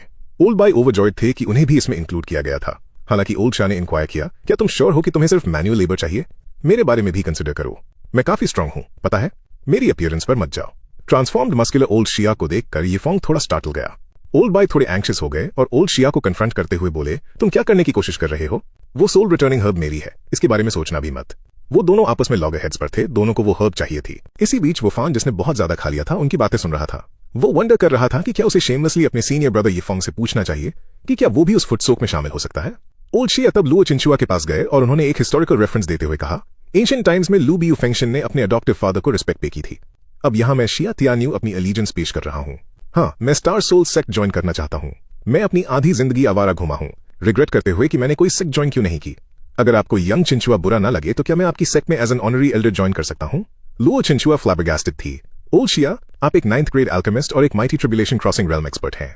मोर ओवर, आपका तियान्यू ऑक्शन हाउस पूरे शांतियन कॉन्टिनेंट में फैला हुआ है। क्या आप श्योर हैं कि आप हमारी इस मॉडर्न स्टार सोल सेक्ट को ज्वाइन करना चाहते हैं? ओल्ड शिया ने अपने इंटेंशंस अफर्म किए। अपनी एंट्री पक्की करने के लिए उन्होंने पास्ट इवेंट्स भी याद दिलाई। लिटिल गर्ल, मैंने तुम्हें तब गोदी में खिलाया था जब तुम एक बेबी थी। अगर तुमने इनकार किया तो मैं तुम्हारे फादर के पास जाऊंगा। लुओ चिंचुआ स्पीचलेस थी। ओल्ड शिया के अपने रीजंस थे। येफोंग को कैजुअली लेजेंडरी हर्ब्स गिफ्ट करते और यूज करते हुए देखकर ये क्लियर था कि उसके पास बहुत सारे ट्रेजर्स हैं। अगर ओल्ड शिया ने अभी रिलेशनशिप बिल्ड नहीं किया तो वो फ्यूचर में बहुत कुछ मिस कर सकते हैं। लुओ चिंचुआ ने कंफ्यूजन के साथ पूछा, तो ऑक्शन हाउस बिजनेस का क्या होगा? ओल्ड शिया ने रिप्लाई किया, वो मैं अपने गुड फॉर नथिंग बेटे पर छोड़ दूंगा। ओल्ड बाय इंप्रेस थे और अपने पुराने दोस्त के इस ऑडेशियस मूव के आगे हार मान गए। ओल्ड शिया ने स्मर्क करते हुए कहा, मुझे तुम्हारे चेहरे का वो लुक बहुत पसंद है जब तुम मुझे बर्दाश्त नहीं कर पाते पर कुछ कर भी नहीं सकते। जहां तक उस सोल रिटर्निंग हर्ब की बात है, वो अब से सबकी परफॉर्मेंस पर डिपेंड करेगा। ये सुनकर लुओ चिंचुआ इतनी मैड हो गई कि उसे लगा जैसे खून थूक देगी। उसने कभी नहीं चाहा था कि वो अपनी सेक्ट एक्सपैंड करे। पहले 2 अनएक्सपेक्टेड डिसाइपल्स और अब एक 9th ग्रेड अल्केमिस्ट। वो अपनी कल्टिवेशन पर फोकस करके रिवेंज लेने के लिए हायर रेल्म्स में कैसे असेंड करेगी? ठीक उसी वक्त येफोंग, जो हमेशा इंस्टिगेट का काम करता था, उसने पूछा, क्या किसी को golden silkworm star shining stone के बारे में पता है? इस बार ये और भी ज्यादा शॉकिंग था। दोनों ओल्ड बाय और ओल्ड शिया, साथ ही लुओ चिंचुआ एक साथ चिल्लाए, तुम्हारे पास एक golden silkworm star shining stone है? स्टार्टल्ड येफोंग ने जल्दी से डिनाई किया, मेरे पास नहीं है, मैं बस पूछ रहा था। पर उन तीनों को उसका स्टाइल अच्छी तरह पता था। उसके पास श्योरली वो स्टोन था। वुफान ने कमेंट किया, सीनियर ब्रदर, आप ये सारे ट्रेजर्स कहां से लाते हैं? जैसे ही सब लोग पॉन्डर कर रहे थे, लुओ चिंचुआ को एक नोटिफिकेशन मिला। लगता था सेक्ट में कोई इशू है, उन्हें जल्दी वापस जाना पड़ेगा। पता चला कि उसके फादर कुछ इंपॉर्टेंट बातें डिस्कस करने आए थे। हालांकि उसे पता था कि वो यहाँ सेक्ट की प्रोग्रेस इंस्पेक्ट करने आए हैं। कुछ घंटों बाद स्टार सोल सेक्ट वापस आने पर उनका स्वागत उसके फादर लुओ वुमन ने किया, जिन्होंने देखते ही कहा, तुमने मुझे बहुत डिसअपॉइंट किया है। अपने फादर को इस हालत में देखकर लुओ चिंचुआ को लगा कि जरूर कुछ सीरियसली रॉन्ग है, पर लुओ वुमन ने अपनी फ्रस्ट्रेशन निकाली। ये स्टार सोल सेक्ट के रिक्रूटमेंट का दिन था। मैं हाल ही में इस सेलिब्रेशन के दौरान विजिट करना चाहता था, पर यहाँ तो चाय पिलाने के लिए भी कोई नहीं था। मैंने इतने सारे गिफ्ट्स प्रिपेयर किए थे और पूरा दिन वेट करता रहा बिना किसी को देखे। अगर मैंने तुम्हें मैसेज नहीं भेजा होता तो मैं शायद अब तक वहीं वेट कर रहा होता। लुओ चिंचुआ थोड़ी एम्बैरेस थी। उसने येफोंग और लंग वुफान को अपने फादर से इंट्रोड्यूस करवाया। मैंने कोई डिसाइपल्स नहीं लिए थे, ये दोनों मेरे डिसाइपल्स हैं। उसे थोड़ी रिलीफ फील हुई कि कम से कम ये दोनों तो शील्ड की तरह हैं। फिर उसने अपने फादर को अपीस करने की कोशिश की, प्लीज अपसेट मत होइए, देखिए मैंने येफोंग को अपना डायरेक्ट डिसाइपल भी बनाया है। भले ही लुओ चिंचुआ अपनी प्रीवियस लाइफ में एक होली मेडन की रीइंकार्नेशन थी, पर उस जिंदगी में उसके पेरेंट्स नहीं थे। इस बार वो अपने पेरेंट्स के प्यार को चेरिश करना चाहती थी। उसका जेस्चर देखकर लुओ वुमन ने येफोंग को ध्यान से देखा। वो काफी सरप्राइज थे। उनकी बेटी ने कभी किसी चीज की परवाह नहीं की थी और उन्होंने एक्सपेक्ट नहीं किया था कि वो कभी एक डायरेक्ट डिसाइपल लेगी। उन्होंने पूछा, इसका स्पिरिचुअल रूट कैसा है? लुओ चिंचुआ ने रिप्लाई किया, इसके पास कोई स्पिरिचुअल रूट नहीं है। लुओ वुमन ने आगे पूछा, तो इसके टैलेंट का क्या? उसने जवाब दिया, इसमें कोई इनेट टैलेंट भी नहीं है। लुओ वुमन का चेहरा पूरी तरह से बिविल्डर्ड लग रहा था। ये सुनने के बाद कि येफोंग का कल्टिवेशन लेवल भी बस एवरेज था, लुओ वुमन ने चिल्लाते हुए पूछा, तो इस दुनिया में ऐसी क्या चीज थी जिसकी वजह से ये तुम्हारा डायरेक्ट डिसाइपल बन गया? येफोंग आगे आया और एक्सप्लेन किया, मैंने ये position 500,000 high quality spirit stones देकर खरीदी है। लुओ वुमन पूरी तरह फ्लैबरगास्टेड थे। क्या ऐसा भी पॉसिबल है? ये तो कुछ ज्यादा ही कैजुअल हो गया। बेटी, अगर तुम्हें पैसे चाहिए थे तो तुमने मुझे क्यों नहीं बोला? ये सब करने की क्या जरूरत थी? इसी बीच ओल्ड बाय और ओल्ड शिया दोनों येफोंग का फेवर विन करने के लिए लड़ रहे थे। ओल्ड शिया ने तो येफोंग के बैठने के लिए एक स्टूल भी निकाल दिया। ओल्ड बाय की बोलती बंद थी। बूढ़े आदमी, क्या तुम मार्शल एटिकेट भूल गए हो? फिर ओल्ड बाय ने भी अपना मूव चलते हुए मसाज ऑफर की और चाय सर्व की। उनके ये एंटिक्स देखकर लुओ वुमन अटरी कंफ्यूज थे। उन्होंने एक्सक्लेम किया, बाय तियानहोंग, क्या तुम मेरे स्टार एक्सट्रीम सेक्ट और टियान्यू ऑक्शन हाउस के एल्डर नहीं हो? तुम मेरी बेटी की सेक्ट में क्या कर रहे हो? आधे घंटे की लंबी एक्सप्लेनेशन के बाद लुओ वुमन को फाइनली हाल ही के इवेंट्स की समझ आई। 9 पैटर्न क्लियर मिस्टीरियस पिल 9 लीफ सोल रिटर्निंग हर्ब। वो इतने अमेज्ड थे कि उन्होंने एक्सप्लेन किया, ये तो सच में एक गॉड ऑफ वेल्थ है, ना सिर्फ मेरी बेटी के स्टार सोल सेक्ट के लिए बल्कि मेरे खुद के स्टार एक्सट्रीम सेक्ट के लिए भी। मैं इसके साथ पूरे रेवरेंस से पेश आऊंगा। ओल्ड बाय ने एग्री करते हुए नॉड किया और सस्पेक्ट किया कि शायद येफोंग किसी स्पेशल प्लेस से आया है, पर लुओ वुमन ने उन्हें इंटरप्ट कर दिया, उस जगह का नाम मत लो। फिर उन्होंने अपनी बेटी की तरफ देखा, जब तक तुम सब ठीक हो मैं कॉन्टेंट हूं। मैं तो बस ये देखने आया था कि तुम कैसा कर रही हो। उसी शाम जब येफोंग रेस्ट कर रहा था, वुफान एक्साइटेडली उसके पास फुट सोकिंग का पानी लेकर आया। ये देखकर येफोंग वुफान के इंटेंशन समझ गया। क्या तुम भी अपने पैर भिगोना चाहते हो? वुफान ने रिप्लाई किया, सीनियर ब्रदर, आप पहले जाइए, आपके बाद मैं भी भिगो दूंगा। येफोंग हंस पड़ा, मैं कोई स्टिंगी इंसान नहीं हूं। एक और बेसन पानी का लेकर आओ। हम इस 9 लीफ सोल रिटर्निंग हर्ब को आधी आधी बांट लेते हैं और दोनों का हिस्सा हो जाएगा। ये सुनकर वुफान खुशी के मारे रोने लगा। सीनियर ब्रदर, आप मेरे लिए कितने अच्छे हैं। जो उन्हें नहीं पता था वो ये था कि ओल्ड बाय और ओल्ड शिया रूफटॉप से उन्हें सीक्रेटली देख रहे थे। येफोंग को ऐसी प्रेशियस हर्ब को पैर भिगोने के लिए यूज करते देख ओल्ड शिया का दिल टूट रहा था। एक दिन बीत चुका था जब से येफोंग ने अपने पैर भिगोए थे।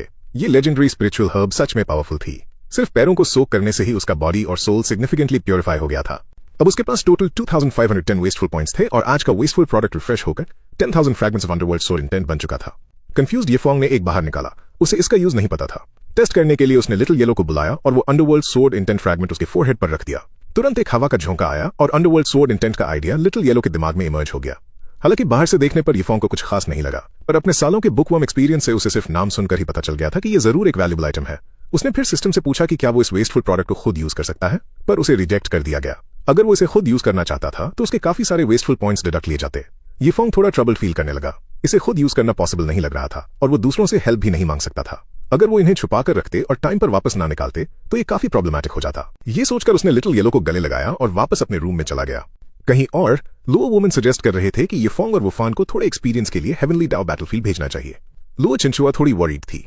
भले ही वो येफोंग पर ट्रस्ट करती थी, पर उसे वुफान की सेफ्टी की ज्यादा कंसर्न थी। लुओ वुमन ने उसे अश्योर किया कि वो स्टार एक्सट्रीम सेक्ट के कुछ इनर डिसाइपल्स को उनके साथ भेजेंगे ताकि वो सेफ रहें। हालांकि वो इस बात से क्यूरियस थे कि वो येफोंग पर इतना फेथ क्यों दिखा रही थी। भले ही उसके पास बहुत सारे ट्रेजर्स हों, पर क्या येफोंग बस एक मॉर्टल नहीं है? हेवनली डाओ बैटलफील्ड में तो सबसे वीक कल्टिवेटर भी उसे आसानी से मार सकता है। लुओ चिंचुआ ने क्लैरिफाई किया कि भले ही येफोंग के पास स्पिरिचुअल रूट्स ना हो, पर वो क्यूआ एक्टिवेशन रेल्म के 9th पीक तक कल्टिवेट कर चुका है और उसका स्पिरिट सी उसे 20 गुना ज्यादा बड़ा है। ये सुनकर लुओ वुमन डिसबिलीफ में थे। लुओ चिंचुआ ने खुद स्टार एक्सट्रीम सेक्ट में स्पिरिट सी के साइज का एक रिकॉर्ड सेट किया था, तो एक मॉर्टल जिसके पास स्पिरिचुअल रूट्स ही नहीं है, उसका स्पिरिट सी उसे 20 गुना बड़ा कैसे हो सकता है? अचानक सोर्ड इंटेंट का एक पावरफुल सर्ज इरप्ट हुआ जिसने उन दोनों का, साथ ही वुफान और ओल्ड शिया का ध्यान भी खींचा। वो सब लोग तुरंत उस सीन की तरफ भागे, ये सोचते हुए कि कोई एक्सपर्ट अंडरवर्ल्ड सोर्ड इंटेंट के साथ उन पर अटैक कर रहा है और खुद को उसके लिए तैयार करने लगे। हालांकि वहां पहुंचने पर उन्हें कोई ऐसा एक्सपर्ट नहीं मिला। लुओ चिंचुआ ने पॉइंट किया, क्या वो येफोंग नहीं है? सबने देखा कि येफोंग एक कुत्ते के साथ फ्रिस्बी खेल रहा था और वो कुत्ता एक पावरफुल सोर्ड इंटेंट एमिट कर रहा था। ये नजारा देखकर लुओ वुमेन और बाकी एल्डर्स शॉक में थे। वो जिसके पास अंडरवर्ल्ड सोर्ड इंटेंट था वो एक कुत्ता था। अगर उन्होंने खुद नहीं देखा होता तो इस बात पर कौन विश्वास करता? येफोंग ने उन्हें पजल देखा और पूछा, आप सब यहाँ क्यों आए हैं? लुओ चिंचुआ ने अंडरवर्ल्ड सोर्ड इंटेंट के बारे में इंक्वायर किया और पूछा कि क्या लिटिल येलो ने इसे खुद से कॉम्प्रिहेंड किया है। येफोंग ने रिप्लाई किया, ये कैसे पॉसिबल है? वो तो बहुत डम है इसे कॉम्प्रिहेंड करने के लिए। मेरे पास बस कुछ फ्रैगमेंट्स थे अंडरवर्ल्ड सोर्ड इंटेंट के, तो मैंने उसे उन पर यूज कर दिया। ये सुनते ही सब डमफाउंडेड थे। ऐसी बर्बादी। मास्टर और ओल्ड शिया को देखकर येफोंग थोड़ा नर्वस हो गया, जैसे वो अब उसे डांट लगाने वाले थे। लुओ चिंचुआ ने एक्सप्लेन किया कि underworld sword intent extremely rare होती है। यहां तक कि हेवनली डाओ बैटलफील्ड में भी इसे ऑब्टेन करना इजी टास्क नहीं है। ये पूरी तरह लक पर डिपेंड करता है। फिर भी येफोंग ने कैजुअली ऐसे प्रेशियस फ्रैगमेंट्स को एक कुत्ते पर यूज कर दिया। अगर वो वेस्टफुल था तब भी उसे अपनी लिमिट्स का पता होना चाहिए था। येफोंग क्यूरियस हो गया और उसने हेवनली डाओ बैटलफील्ड के बारे में पूछा। लुओ चिंचुआ ने बताया कि उनकी करंट लोकेशन शांतियन कॉन्टिनेंट कई सारे लोअर रियम्स में से एक है। हर लोअर रियम से हेवनली डाओ बैटलफील्ड में एक्सेस किया जा सकता था और कल्टिवेटर्स को उनकी स्ट्रेंथ के हिसाब से अलग अलग एरियाज में भेजा जाता था। किसी को नहीं पता था कि ये बैटलफील्ड कैसे अस्तित्व में आया, पर यह पता था कि ये बहुत सारे कल्टिवेशन रिसोर्सेज, लेगेसीज और ट्रेजर्स से भरा पड़ा था। पर दूसरी डायमेंशंस के बीइंग्स के थ्रेट्स के अलावा वहां के नेटिव बीस्ट्स भी काफी पावरफुल होते थे और वहां किसी की भी आसानी से मौत हो सकती थी। ये सुनकर यीफोंग के सिस्टम ने एक नया मिशन इशू किया। हेवनली डाओ बैटलफील्ड की सेकंड लेयर पर जाओ और वहां क्यूआई एक्टिवेशन रेल्म के 9th पीक वाले 100 बीस्ट को मारो। इस मिशन के रिवॉर्ड में उसे massive number of wasteful points दिख रहे थे, जिससे यीफोंग डेफिनेटली इंटरेस्टेड था। हालांकि करंट सिचुएशन में उसके पास स्पिरिचुअल पावर तो बहुत थी, पर मार्शल स्किल्स और कॉम्बैट एक्सपीरियंस की कमी थी। अब उसे क्या करना चाहिए? उसी मोमेंट पर लुओ वुमन ने यीफोंग से पूछा, तुमने उस कुत्ते पर कितने अंडरवर्ल्ड स्वॉर्ड इंटेंट के फ्रैगमेंट्स यूज किए हैं? कुत्ते को ऑब्जर्व करते हुए उन्हें लग रहा था कि वो स्वॉर्ड इंटेंट के पिनिकल पर पहुंच चुका है और लगभग स्वॉर्ड हार्ट रेल्म में ब्रेक थ्रू करने वाला है। ये बात उन्हें याद दिलाती थी कि स्टार एक्सट्रीम सेक्ट के एंसेस्टर को भी कई सौ साल की डेडिकेटेड कल्टिवेशन और कई लकी एनकाउंटर्स के बाद स्वॉर्ड हार्ट रेल्म तक पहुंचने का मौका मिला था, और जो स्वॉर्ड इंटेंट उन्होंने कॉम्प्रिहेंड की थी वो भी इस अंडरवर्ल्ड स्वॉर्ड इंटेंट से इंफीरियर थी। इस कुत्ते की प्रोग्रेस हेवंस को डिफाई कर रही थी। यीफोंग हंसा और बोला, ज्यादा नहीं, बस कुछ 10,000 पीसेस थे। ये सुनने के बाद उन चारों ने यीफोंग को घूर कर देखा जैसे उसे वहीं चीर कर रख देना चाहते हो। 10,000 पीसेस? तुम सीरियसली इंसेनली वेस्टफुल हो। एक ऐसी चीज जिसकी हर कोई ख्वाहिश करता है और तुमने वो एक कुत्ते को दे दी? यीफोंग ने डिफेंसिवली रिप्लाई किया, आई एम सॉरी, पर अपने दिल में वो सोच रहा था, अगर मुझे मौका मिला तो मैं फिर से यही करूंगा। अच्छा हुआ मैंने उनसे मदद नहीं मांगी, वरना वो एक ह्यूज वेस्ट ऑफ टाइम होता। अपने गुस्से को कंट्रोल करने की कोशिश करते हुए लुओ चिंचुआ ने अपने फादर को बोला कि वो यीफोंग को यहां से ले जाएं इससे पहले कि वो अपना कंट्रोल खो दे और उसे थप्पड़ मारकर जान से मार दे। लुओ वुमन ने फिर यीफोंग को वहां से आगे लीड किया। क्यूरियस यीफोंग ने पूछा, हम कहां जा रहे हैं? लुओ वुमन ने रिप्लाई किया, स्टार सोल सेक्ट तो सिर्फ चिंचुआ के टेम्परमेंट को होन करने के लिए बनाई गई थी। इसके पीछे जो रियल सेक्ट है वो स्टार एक्सट्रीम सेक्ट है। इस वक्त लुओ वुमन यीफोंग को स्टार एक्सट्रीम सेक्ट की तरफ लीड कर रहे थे। उनका प्लान था कि बाद में हेवंस वे बैटलफील्ड में सीनियर ब्रदर्स को ज्वाइन करें। मौका देखकर यीफोंग ने जल्दी से पूछा, क्या स्टार एक्सट्रीम सेक्ट पावरफुल है? क्या उन्हें किसी असिस्टेंस की जरूरत है? क्या सेक्ट के मेंबर्स पेट भर खाते हैं? शायद मैं सबको खर्च करने के लिए कुछ स्पिरिचुअल स्टोन्स गिफ्ट कर सकूं। पर यीफोंग जितना ज्यादा बोल रहा था, लुओ वुमन उतने ही एंग्री होते जा रहे थे। मुड़कर उन्होंने चिल्लाया, शट अप, हमारी स्टार एक्सट्रीम सेक्ट एक होली लैंड है, बहुत वेल्दी है और उसे तुम्हारे कंसर्न की जरूरत नहीं है। रात बिताने के लिए वो एक इन में रुके। यीफोंग ईगली वेट कर रहा था कि अगले दिन वो किस एक्स्ट्रावेगेंट चीज पर पैसे खर्च करेगा। अगले दिन उठते ही उसने जल्दी से अपना सिस्टम ओपन किया। उसने देखा कि आज का वेस्टफुल आइटम था 100,000 high grade spiritual stones. Relieved Yifeng ने सोचा कि सिर्फ इतना अमाउंट खर्च करना तो उसके लिए ज्यादा मुश्किल नहीं होना चाहिए। नेक्स्ट वो एक मार्शल स्किल ड्रॉ करना चाहता था। एक upper tier human level martial skill specify करने और 100 वेस्टफुल पॉइंट्स खर्च करने के बाद उसे फायर ड्रैगन फिस्ट टेक्निक मिली। लकी फील करते हुए यीफोंग सोचने लगा कि यूजुअली इस कैलिबर की चीज पाने के लिए उसे कई ट्राइज लगते थे, पर अगले ही पल वो डम्फाउंडेड रह गया। सिस्टम ने इंडिकेट किया कि फायर ड्रैगन फिस्ट को यूज करने के लिए फायर एलिमेंटल स्पिरिचुअल एनर्जी की जरूरत है। पैनिक करते हुए यीफोंग सोचने लगा कि एक ऐसा इंसान जिसके पास स्पिरिचुअल रूट ही नहीं है, वो फायर एलिमेंटल स्पिरिचुअल एनर्जी कहां से लाएगा। सिस्टम ने सजेस्ट किया कि वो अपना एनर्जी टाइप चेंज करने की कोशिश करे। उसकी सरप्राइज के लिए यीफोंग अपनी स्पिरिचुअल एनर्जी को किसी भी एट्रीब्यूट में ट्रांसफॉर्म कर सकता था। जैसे ही वो फायर ड्रैगन फिस्ट की पावर टेस्ट करने वाला था, उसने मास्टर लुओ वुमन को आवाज लगाते सुना, जो सिग्नल दे रहे थे कि अब चलने का टाइम हो गया है। जैसे जैसे वो ट्रैवल कर रहे थे, यीफोंग ने स्पिरिचुअल स्टोन्स को हवा में फेंकना शुरू कर दिया। आगे अपनी फ्लाइंग सोर्ड यूज कर रहे लुओ वुमन ने एस्टोनिशमेंट से पीछे मुड़कर देखा। यीफोंग, तुम ये क्या कर रहे हो? यीफोंग ने रिप्लाई किया, मैं आसमान से गिफ्ट्स बरसा रहा हूं, लकी लोगों के लिए विंडफॉल्स क्रिएट कर रहा हूं। लुओ वुमन विजिबली इरिटेटेड थे। भले ही तुम्हारे पास बहुत ज्यादा है, पर तुम्हें इतना वेस्टफुल नहीं होना चाहिए। एक दिन जब तुम्हारे पास कुछ नहीं बचेगा तब तुम इस पर रिग्रेट करोगे। अचानक सीरियस होकर यीफोंग ने पूछा, मास्टर, क्या आपको पता है कि स्वॉर्ड्समैनशिप के लिए डिवोटेड किसी इंसान की लाइफ में सबसे पेनफुल चीज क्या होती है? वो है स्वॉर्ड के ट्रू एसेंस को समझे बिना मर जाना। एक एल्केमिस्ट के लिए वो है एक लेजेंडरी एलिक्सर क्रिएट किए बिना मर जाना। एक फॉर्मेशन मास्टर के लिए मरने से पहले सबसे पावरफुल फॉर्मेशन क्रिएट ना कर पाना। तो मास्टर, मेरे लिए सबसे पेनफुल चीज होगी अपने अनखर्च पैसों के साथ मर जाना। और इसके साथ ही यीफोंग ने आगे ट्रैवल करते हुए अपने स्पिरिचुअल स्टोन्स फेंकना कंटिन्यू रखा। थोड़ी देर बाद वो स्टार एक्सट्रीम सेक्ट पहुंच गए। डेसोलेट स्टार सोल सेक्ट के कंपेयर में स्टार एक्सट्रीम सेक्ट लग्जरी का एपिटमी था। लुओ वुमन ने सबसे पहले मैनेजर सॉन्ग को अप्रोच किया। यीफोंग को उन्हें इंटरेस्ट करते हुए मेंशन किया कि कुछ दिनों में यीफोंग सेक्ट के डिसाइपल्स को हेवंस वे बैटलफील्ड हेड करने में ज्वाइन करेगा, और इसके साथ ही वो स्विफ्टली वहां से निकल गए। ये देखकर यीफोंग ने मैनेजर सॉन्ग को ग्रीट किया और उनसे केयर और गाइडेंस मांगी।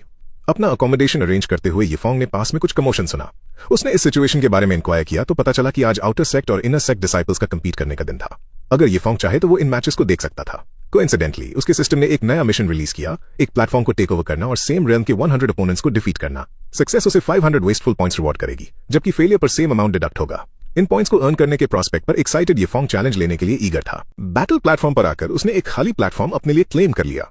ये देखकर स्टार एक्सट्रीम सेक्ट के डिसाइपल्स पजल्ड थे। वो बता सकते थे कि यीफोंग उनमें से नहीं था, और कुछ ने तो ये भी स्पेकुलेट किया कि शायद वो किसी दूसरी सेक्ट से उन्हें चैलेंज करने आया है। प्लेटफॉर्म पर आने के बाद यीफोंग ने खुद को इंट्रोड्यूस किया। मैं क्यूई एक्टिवेशन रेल्म की 9th स्टेज के पिनिकल पर हूं, और मैं लुओ चिंचुआ का डायरेक्ट सीनियर डिसाइपल हूं। आज मैं इस प्लेटफॉर्म को होल्ड करने आया हूं और मुझे उम्मीद है कि मेरे फेलो डिसाइपल्स मुझे कंसिडरेशन दिखाएंगे। ये सुनकर क्राउड एस्टॉनिश था। ये यंग मैन सेक्रेड लेडी का डायरेक्ट डिसाइपल था। कुछ ही पलों बाद मेंग यान नाम का एक डिसाइपल जो यीफोंग के सेम रेल्म में था, वो आगे आया। क्राउड की रिएक्शन से एविडेंट था कि मेंग यान की कुछ रेपुटेशन थी। बिना किसी हेजिटेशन की मेंग यान ने प्राउडली पूछा, मैंने सिर्फ 3 साल में क्यूई एक्टिवेशन रेल्म की 9th स्टेज की पिनिकल तक रीच किया है। ब्रदर ये आपको कितना टाइम लगा? यीफोंग ने कैजुअली रिप्लाई किया, बिल्कुल भी ज्यादा नहीं। अपना स्पिरिट सी ओपन करने से लेकर उसके पिनिकल तक मुझे ऑलमोस्ट 10 मिनट्स लगे और वहां से क्यूई एक्टिवेशन रेल्म के 9th स्टेज के पिनिकल तक शायद 20 मिनट से थोड़ा ऊपर। यीफोंग का क्लेम सुनकर मेंग यान पूरी तरह से शॉक्ड रह गया। तुम क्या बकवास कर रहे हो? क्या तुम मेरा मजाक उड़ा रहे हो? यीफोंग के इन बोस्टफुल वर्ड्स पर किसी ने विश्वास नहीं किया। सबको लग रहा था कि यीफोंग ख्याली पुलाव पका रहा है। इतने सारे रेल्म्स को सिर्फ 20 मिनट में ब्रेक थ्रू करने का तो सवाल ही नहीं पैदा होता। कुछ लोगों ने जोक मारा कि वो इससे ज्यादा टाइम तो रेस्टरूम में निकालते हैं। बहुत से लोगों को लगा कि यीफोंग कुछ ज्यादा ही एरोगेंट हो रहा है। कुछ का तो यह भी मानना था कि यीफोंग जैसा एरोगेंट शख्स सेक्रेड लेडी का डायरेक्ट डिसाइपल बनने के लायक ही नहीं है। हालांकि यीफोंग ने उनके डाउट्स और रिमार्क्स पर कोई ध्यान नहीं दिया। मानो या ना मानो, उसने सोचा। अगले ही पल मेंग यान ने पहला अटैक इनिशिएट किया और यीफोंग पर लॉन्च हुआ। इसने यीफोंग को अपनी फायर ड्रैगन फिस्ट टेस्ट करने का परफेक्ट अपॉर्चुनिटी दे दिया। एक इंस्टेंट में एक फायरी ड्रैगन का एपरेशन मैनिफेस्ट हुआ जिसने सबको एस्टॉनिश कर दिया। इस अनएक्सपेक्टेड टर्न ऑफ इवेंट्स से मेंग यान प्रैक्टिकली शॉक्ड था। बचने का कोई रास्ता न देखकर उसने हेड ऑन फाइट चूज की। अपनी लॉन्ग स्वॉर्ड समन करते हुए उसने उस फायरी ड्रैगन पर स्लैश किया। तुरंत ही ड्यूअल प्लेटफॉर्म पर एक मैसिव डिस्टर्बेंस इरप्ट हुई जिसने बाईस्टैंडर्स को भी अफेक्ट किया। हालांकि अपनी बेस्ट एफर्ट्स के बावजूद वो यीफोंग की इंप्रेसिव स्पिरिचुअल एनर्जी सर्ज को झेल नहीं पाए। किसी ने नोटिस किया कि वो फायरी ड्रैगन एपरेशन अभी तक डिसअपीयर नहीं हुआ था और वो रिलेंटलेसली मेंग यान का पीछा कर रहा था। पैनिक करते हुए मेंग यान चिल्लाया, कोई इस आफत से फाइट कैसे करे? मुझे अपनी मम्मी के पास घर जाना है। दूसरी साइड यीफोंग कंप्लीटली रिलैक्स लग रहा था। उसने वो स्ट्राइक किया जो उसे लगा कि एक कूल पोज है और कंटिन्यूअसली चांट करने लगा फायर ड्रैगन फिस्ट। एक ही वक्त में multiple fiery dragon operations emerge हुए। सब मेंग यान पर ऑमिनसली घूर रहे थे। टेरिफाइड मेंग यान चीख पड़ा, ये मॉन्स्टर कहां से आया? फिर उसने डिसाइसिवली प्लेटफॉर्म से कूदकर अपनी डिफीट एडमिट कर ली। एक मार्शल आर्ट्स मास्टर के कॉन्फिडेंस के साथ यीफोंग ने पूछा, बस एक ही सवाल था, हुज नेक्स्ट? मुझे 100 लोगों को हराना है। उसी मोमेंट यीफोंग अपनी जिंदगी का बेस्ट टाइम एंजॉय कर रहा था। अपनी सीमिंगली इन्फिनिट स्पिरिचुअल एनर्जी पर रिलाई करते हुए उसने recklessly fire dragon fist deploy करना शुरू किया। इस वजह से अरीना में मैसिव एक्सप्लोजन्स हुए जिसने सारे डिसाइपल्स को डरा दिया और वो टेरर में भागने लगे। ये केओस देखकर मैनेजर सॉन्ग एग्जैस्परेट हो चुके थे। मुझे इस लड़के को यहां नहीं लाना चाहिए था, उन्होंने लमेंट किया सेक्ट प्रॉपर्टीज के डैमेज को नोट करते हुए। पर यीफोंग का मूड मैनेजर सॉन्ग की चिंताओं की परवाह करने का नहीं था। बैटल की यूफोरिया में डूबकर वो ठान चुका था कि एक फैंटेसी वर्ल्ड के थ्रिल को पूरी तरह एक्सपीरियंस करेगा। सिचुएशन बढ़ती देख मैनेजर सॉन्ग ने तुरंत ऑर्डर दिया कि 200 से ज्यादा डिसाइपल्स जो सब की एक्टिवेशन रेल्म की 9th पीक पर थे यीफोंग को सबड्यू करें। डिसाइपल्स अस्टाउंडेड थे। क्या यीफोंग अकेले हम 200 लोगों से टकराएगा? कोई डाउट नहीं कि सेक्रेड लेडी ने इसको डायरेक्ट डिसाइपल क्यों बनाया। ये टेरिफाइंगली पावरफुल है। अगर ये बैटल जीत गया तो फ्यूचर में ड्रैगन रैंकिंग में इसकी जगह श्योरली फिक्स हो जाएगी। कुछ डिसाइपल्स आउटकम को ईगली एंटिसिपेट कर रहे थे, ये सोचते हुए कि अगर वो जीता तो ओवरनाइट फेमस हो जाएगा, पर हारा तो अटली ह्यूमिलिएटेड होगा। मैनेजर सॉन्ग ने लीड ली और डिसाइपल्स को स्पिरिचुअल बैरियर रेस करने का इंस्ट्रक्शन दिया। एक मैसिव एनर्जी शील्ड उनके सामने अपीयर हो गई। यीफोंग टेकन अबैक हुआ, क्या ये ऐसा भी कर सकते हैं? भले ही मेरे पास अबंडेंट स्पिरिचुअल एनर्जी है, पर मुझे नहीं लगता मैं अपनी human level martial art technique से इसे तोड़ पाऊंगा। कॉन्सिक्वेंटली यीफोंग ने और ज्यादा पावरफुल मार्शल टेक्निक्स ड्रॉ करना शुरू किया। 700 पॉइंट्स स्पेंड करने के बाद उसे एक earth level superior martial technique मिली, 9 रेडियंस थंडर लोटस। पर यीफोंग बस एक टेक्निक से सेटिस्फाइड नहीं था। एक और 900 पॉइंट्स खर्च करके उसने वाटर ड्रैगन चैंट हासिल की। अभी भी लगा कि काफी नहीं है तो उसने दोबारा ड्रॉ किया और 700 पॉइंट्स स्पेंड करके wind worlds the raging sands technique obtain की। अब उसने मल्टीपल एलिमेंट से टेक्निक्स गैदर कर ली थी और फाइनली कंटेंट फील किया। यीफोंग ने अपना अटैक 9 रेडियंस थंडर लोटस के साथ इनिशिएट किया। एक पल में ही एक लोटस शेप्ड एपरेशन आसमान में मटेरियलाइज हुआ। उसके बाद उसने वाटर ड्रैगन चैंट अनलीश किया और एक वाटर ड्रैगन एपरेशन इमर्ज हुआ। डिसाइपल्स पैनिक करने लगे, ये कैसा मॉन्स्टर है? इसके पास न सिर्फ फायर एलिमेंट है बल्कि अब थंडर और वाटर भी। इसका मतलब इसके पास 3 स्पिरिचुअल रूट्स हैं। जब डिसाइपल्स को लगा कि बस अब ये ओवर है, यीफोंग ने विंड एट्रीब्यूट टेक्निक अनलीश की, wind worlds the raging sands. उसने तीनों टेक्निक्स को कंबाइन किया और डायरेक्टली स्पिरिचुअल बैरियर पर एम किया। डिसाइपल्स तुरंत केओस में प्लंज गए, रियलाइज करते हुए कि वो उसे नहीं रोक पाएंगे। मैनेजर सॉन्ग डमस्ट्रक थे। सिर्फ 3 स्पिरिचुअल रूट्स नहीं, यीफोंग के पास एक्चुअली 4 स्पिरिचुअल रूट्स हैं। हालांकि यीफोंग ने सबको एक बार फिर से सरप्राइज किया जब उसने एक और थंडर एट्रीब्यूट टेक्निक यूज की। इस पॉइंट पर 200 डिसाइपल्स के द्वारा बनाया गया प्रोटेक्टिव बैरियर बुरी तरह टूट गया। ये देखकर यीफोंग की एक ट्रायम्फेंट लाफ गूंज उठी। आखिर में सब 200 डिसाइपल्स ने वॉलंटरली सरेंडर कर दिया, रियलाइज करते हुए कि वो यीफोंग के सामने टिक नहीं सकते। हवा में फ्लोट कर रहे ओवरसीयर भी इक्वली एस्टॉनिश थे।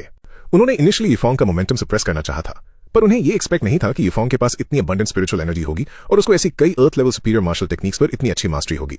ये यंग मैन डेफिनेटली फ्यूचर में ड्रैगन रैंकिंग के टॉप 10 में रैंक करेगा, उन्होंने सोचा। हालांकि यीफोंग अभी भी नहीं रुका। कौन और मुझे चैलेंज करने की हिम्मत रखता है? उसने टॉन्ट किया। डिसाइपल्स प्रैक्टिकली फ्लैबरगास्टेड थे और सोच रहे थे कि आखिर इसमें इतनी एनर्जी अभी भी बची कैसे है। इसी बीच सेक्ट के ग्रैंड हॉल में लुओ वुमन ने कुछ कोर डिसाइपल्स को समन किया। वो सब पजल्ड लग रहे थे और अपने अचानक बुलावे का रीजन नहीं जानते थे। लुओ वुमन ने आगे बढ़कर एक्सप्लेन करना शुरू किया, मैं आप सबको ये इन्फॉर्म करना चाहता था कि जल्दी ही आप सबको एक नया जूनियर डिसाइपल मिलने वाला है। हालांकि वो करंटली सिर्फ क्यूआई एक्टिवेशन रेल्म के 9th पीक पर है, तो आपको उसका एक्स्ट्रा ख्याल रखना होगा। ये सुनकर पूरे रूम में एनिमेटेड डिस्कशन शुरू हो गए। हमारा स्टार एक्सट्रीम सेक्ट शांतियन कॉन्टिनेंट के टॉप सेक्स में आता है। यहाँ एक कोर डिसाइपल बनने के लिए एक्सेप्शनली टैलेंट, कॉम्प्रिहेंशन और स्पिरिचुअल रूट्स का होना जरूरी है। क्यून हाउ यू ने फिर इंक्वायर किया, मास्टर लुओ, क्या आप हमें इस नए जूनियर डिसाइपल की एक्सेप्शनल क्वालिटीज के बारे में बता सकते हैं? लुओ वुमन ने रिजाइन जेस्चर के साथ रिप्लाई किया, तुम्हें बस इतना याद रखना है कि वो बहुत अमीर है, एक्सट्रीमली अमीर, और वो बहुत ज्यादा खर्च करता है, बेहद ज्यादा। ये सुनकर वो लोग कंप्लीटली स्टंट थे। व्हाट द हेल, क्या इसे एक स्पेशल क्वालिटी माना जाता है? भले ही वो कितना भी अमीर हो, पर वो डेफिनेटली हमारी सेक्ट से ज्यादा वेल्दी तो नहीं हो सकता ना? मास्टर, आप जरूर हमसे जोक कर रहे हैं। लुओ वुमन को कंप्लीटली समझ नहीं आ रहा था कि इसे आगे और कैसे एक्सप्लेन करें। उन्होंने सोचा कि जब ये लोग येफोंग के साथ थोड़ा टाइम बिताएंगे तो खुद ही समझ जाएंगे। फिर वो आगे बोले, हेवनली डाउ बैटलफील्ड में अपनी ट्रेनिंग कंप्लीट करने के बाद वो स्टार सोल सेक्ट वापस लौट आएगा तुम सबके साथ। उन्होंने उन सभी को यह भी एम्फेसाइज किया कि येफोंग की गुड बुक्स में आने के पोटेंशियल बेनिफिट्स क्या हैं। अपने इस जूनियर डिसाइपल के साथ इंटरेक्ट करते वक्त अपनी आंखें खुली रखना। अगर तुम उससे कुछ हासिल कर सके तो वो परफेक्टली बहुत वैल्यू का होगा। लुओ वुमन ये सोचते हुए उस कुत्ते लिटिल येलो को याद करके खुद को प्रेज करने लगे। अपनी इंटेलिजेंस के दम पर और येफोंग पर रिलाई करके वो होली लैंड में 5 अनपैरेलल्ड एक्सपर्ट्स को नर्चर कर सकते थे और बाकी डिसाइपल्स की ट्रेनिंग के लिए रिसोर्सेज एलोकेट कर सकते थे। प्राउडली चकल करते हुए लुओ वुमन ने कोर डिसाइपल्स पर एक टॉन्ट भी किया, उसके मुकाबले तुम सब लोग एक कुत्ते जितने भी अच्छे नहीं हो। अगर तुम में से किसी ने वो अंडरवर्ल्ड स्वॉर्ड इंटेंट एक्वायर कर लिया होता तो तुम नए मुकाम तक सोर कर जाते। कोर डिसाइपल्स कंफ्यूज होकर एक दूसरे की तरफ देखने लगे। लुओ वुमन का पॉइंट बिल्कुल उनके सर के ऊपर से जा रहा था। कुछ चीजें सिर्फ एक्सपीरियंस करके ही समझी जा सकती हैं। मैं तुम्हें उस जूनियर डिसाइपल से मिलने के लिए लेकर चलता हूँ। येफोंग से मिलने के रास्ते में लुओ वुमन ने कोर डिसाइपल्स को दोबारा माइंडफुल रहने का रिमाइंड करवाया। ये जूनियर डिसाइपल तुम सबके लिए गॉड ऑफ वेल्थ जैसा है। कुछ डिसाइपल्स आपस में विस्पर करने लगे थे, डिस्कस करते हुए कि येफोंग अकेला 200 लोगों से बैटल कर रहा था और न सिर्फ उसके पास 4 एलिमेंटल रूट्स हैं बल्कि 3 earth level superior martial techniques भी। ब्रदर येफोंग ट्रूली टेरिफाइंग है, वो लोग मरमर रहे थे। इन विस्पर्स को सुनकर लुओ वुमन को लगा कि शायद उन्होंने कुछ क्रूशियल इन्फॉर्मेशन मिस कर दी है। किन हाउ ने दोबारा पूछा, मास्टर क्या आप श्योर हैं कि जूनियर डिसाइपल की क्वालिटी सिर्फ इसकी वेस्टफुल स्पेंडिंग और इसकी वेल्थ ही है? लुओ वुमन ने रेजिग्नेशन के साथ अपने हाथ फैला दिए। मुझे सच में नहीं पता, मुझे बस इस बात पर सर्टेनिटी है कि वो इनक्रेडिबली रिच है और एक्सट्रीमली स्पेंडथ्रिफ्ट है। वो पांचों प्रैक्टिकली फ्लैबरगास्टेड थे। क्या आप हमारी सेक्ट के मास्टर भी हैं? आपको इस जूनियर डिसाइपल के बारे में कुछ ठीक से नहीं पता, पर फिर भी आप इसको कोर डिसाइपल का स्टेटस दे रहे हैं। कुछ देर बाद वो लोग डुअलिंग प्लेटफॉर्म पर पहुंचे और वहां का तबाही का नजारा देखा।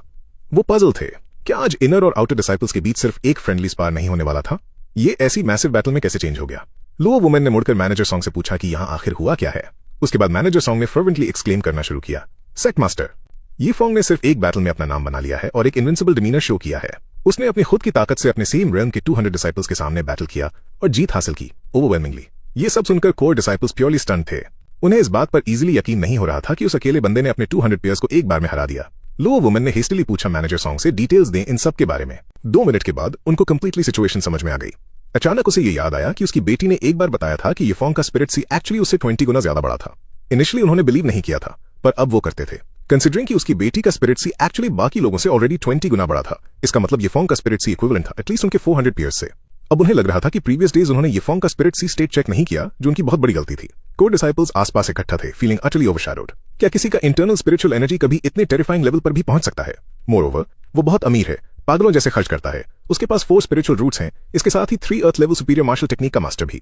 वो फ्यूज सेक्ट मास्टर, क्या आप श्योर हैं कि ये वही जूनियर डिसाइपल है जिसके पास कोई स्पेशल क्वालिटी नहीं है? उन्होंने देखा मिक्स्ड सॉरो एंड एक्यूजेशन के साथ। लुओ वुमन पूरे लॉस ऑफ वर्ड्स पे थे। सीरियसली उन्हें नहीं पता था कि उसकी ये काबिलियत है सब। उसी वक्त चिंग हाउ ने इंक्वायर किया, मैनेजर सॉन्ग जूनियर डिसाइपल किस तरफ गया? मैनेजर सॉन्ग रिप्लाइड, वो उसके रेजिडेंस वाले area inner peaks 111th courtyard में गए। पता लगने के बाद कोर डिसाइपल्स वहां जल्दी भागे ये इंटरेस्टिंग और सुपर पावरफुल जूनियर डिसाइपल से मिलने के लिए। इस टाइम मैनेजर सॉन्ग गॉसिप के मूड में थे। उसने पूछा उनसे कि क्या आप इनको seriously 6th core disciple accept कर रहे हैं? ये सुनकर लुओ वुमन ने मैनेजर सॉन्ग को स्टर्नली वार्न किया, तुम्हें इस बारे में उन तीनों एंसेस्ट्रल एल्डर्स को बिल्कुल नहीं बताना है। येफोंग मेरी बेटी का पर्सनल डिसाइपल है और उसे कोई मुझसे छीन नहीं सकता। मैनेजर सॉन्ग ने हेल्पलेसली अपने हाथ खड़े कर दिए और बोला, भले ही मैं उन्हें न बताऊं, पर इसका कोई फायदा नहीं है। येफोंग के अचीवमेंट्स की खबर ऑलरेडी पूरे सेक्ट में फैल चुकी है। न सिर्फ वो तीनों एंसेस्ट्रल एल्डर्स बल्कि बाकी के 4 ग्रेट एंसेस्ट्रल एल्डर्स भी अब सब जानते हैं। ये देखकर लुओ वुमन सोचने लगे कि अब ये काफी ट्रबलसम होने वाला है और देखना होगा कि ये किड क्या डिसाइड करता है।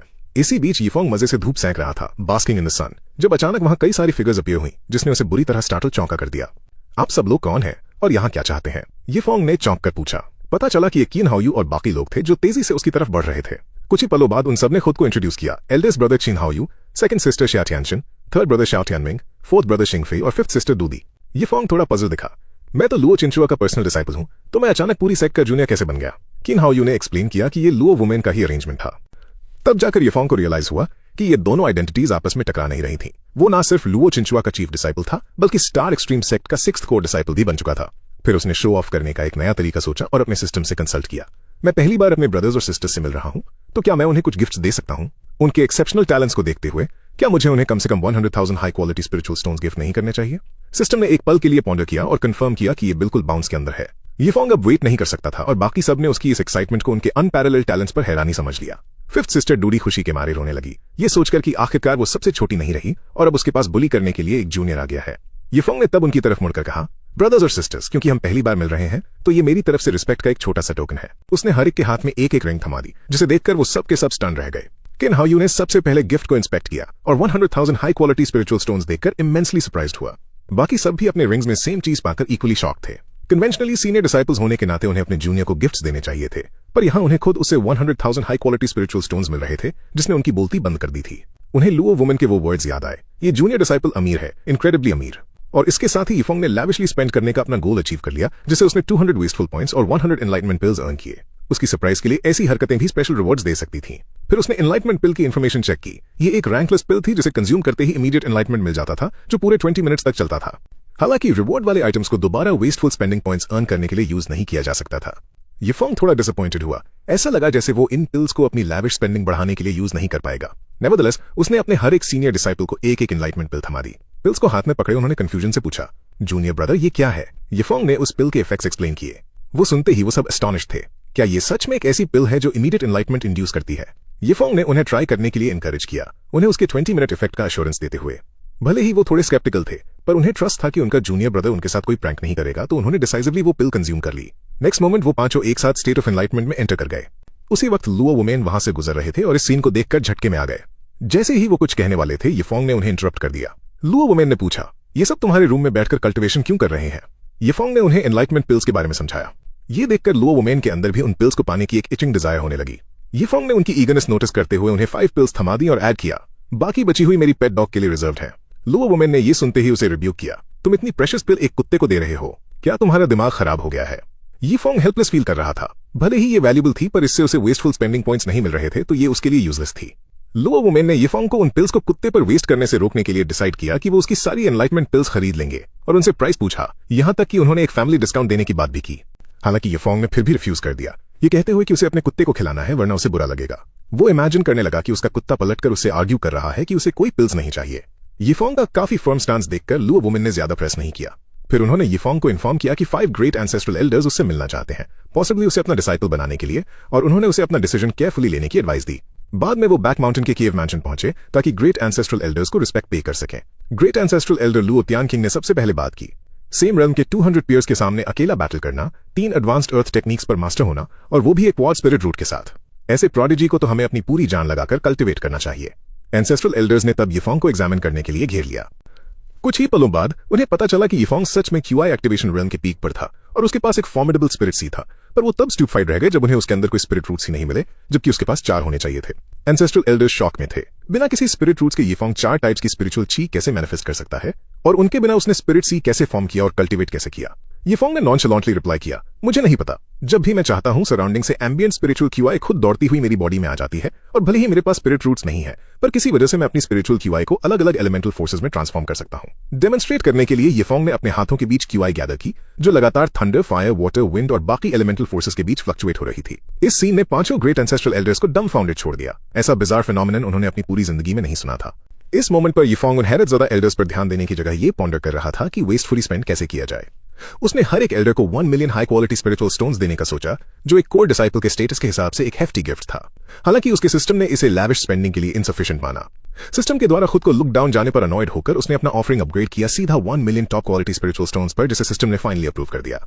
बोल्डली यीफोंग ने यह प्रपोजल रखा और उसके एस्टॉनिशमेंट के लिए इसे एक्सेप्ट कर लिया गया।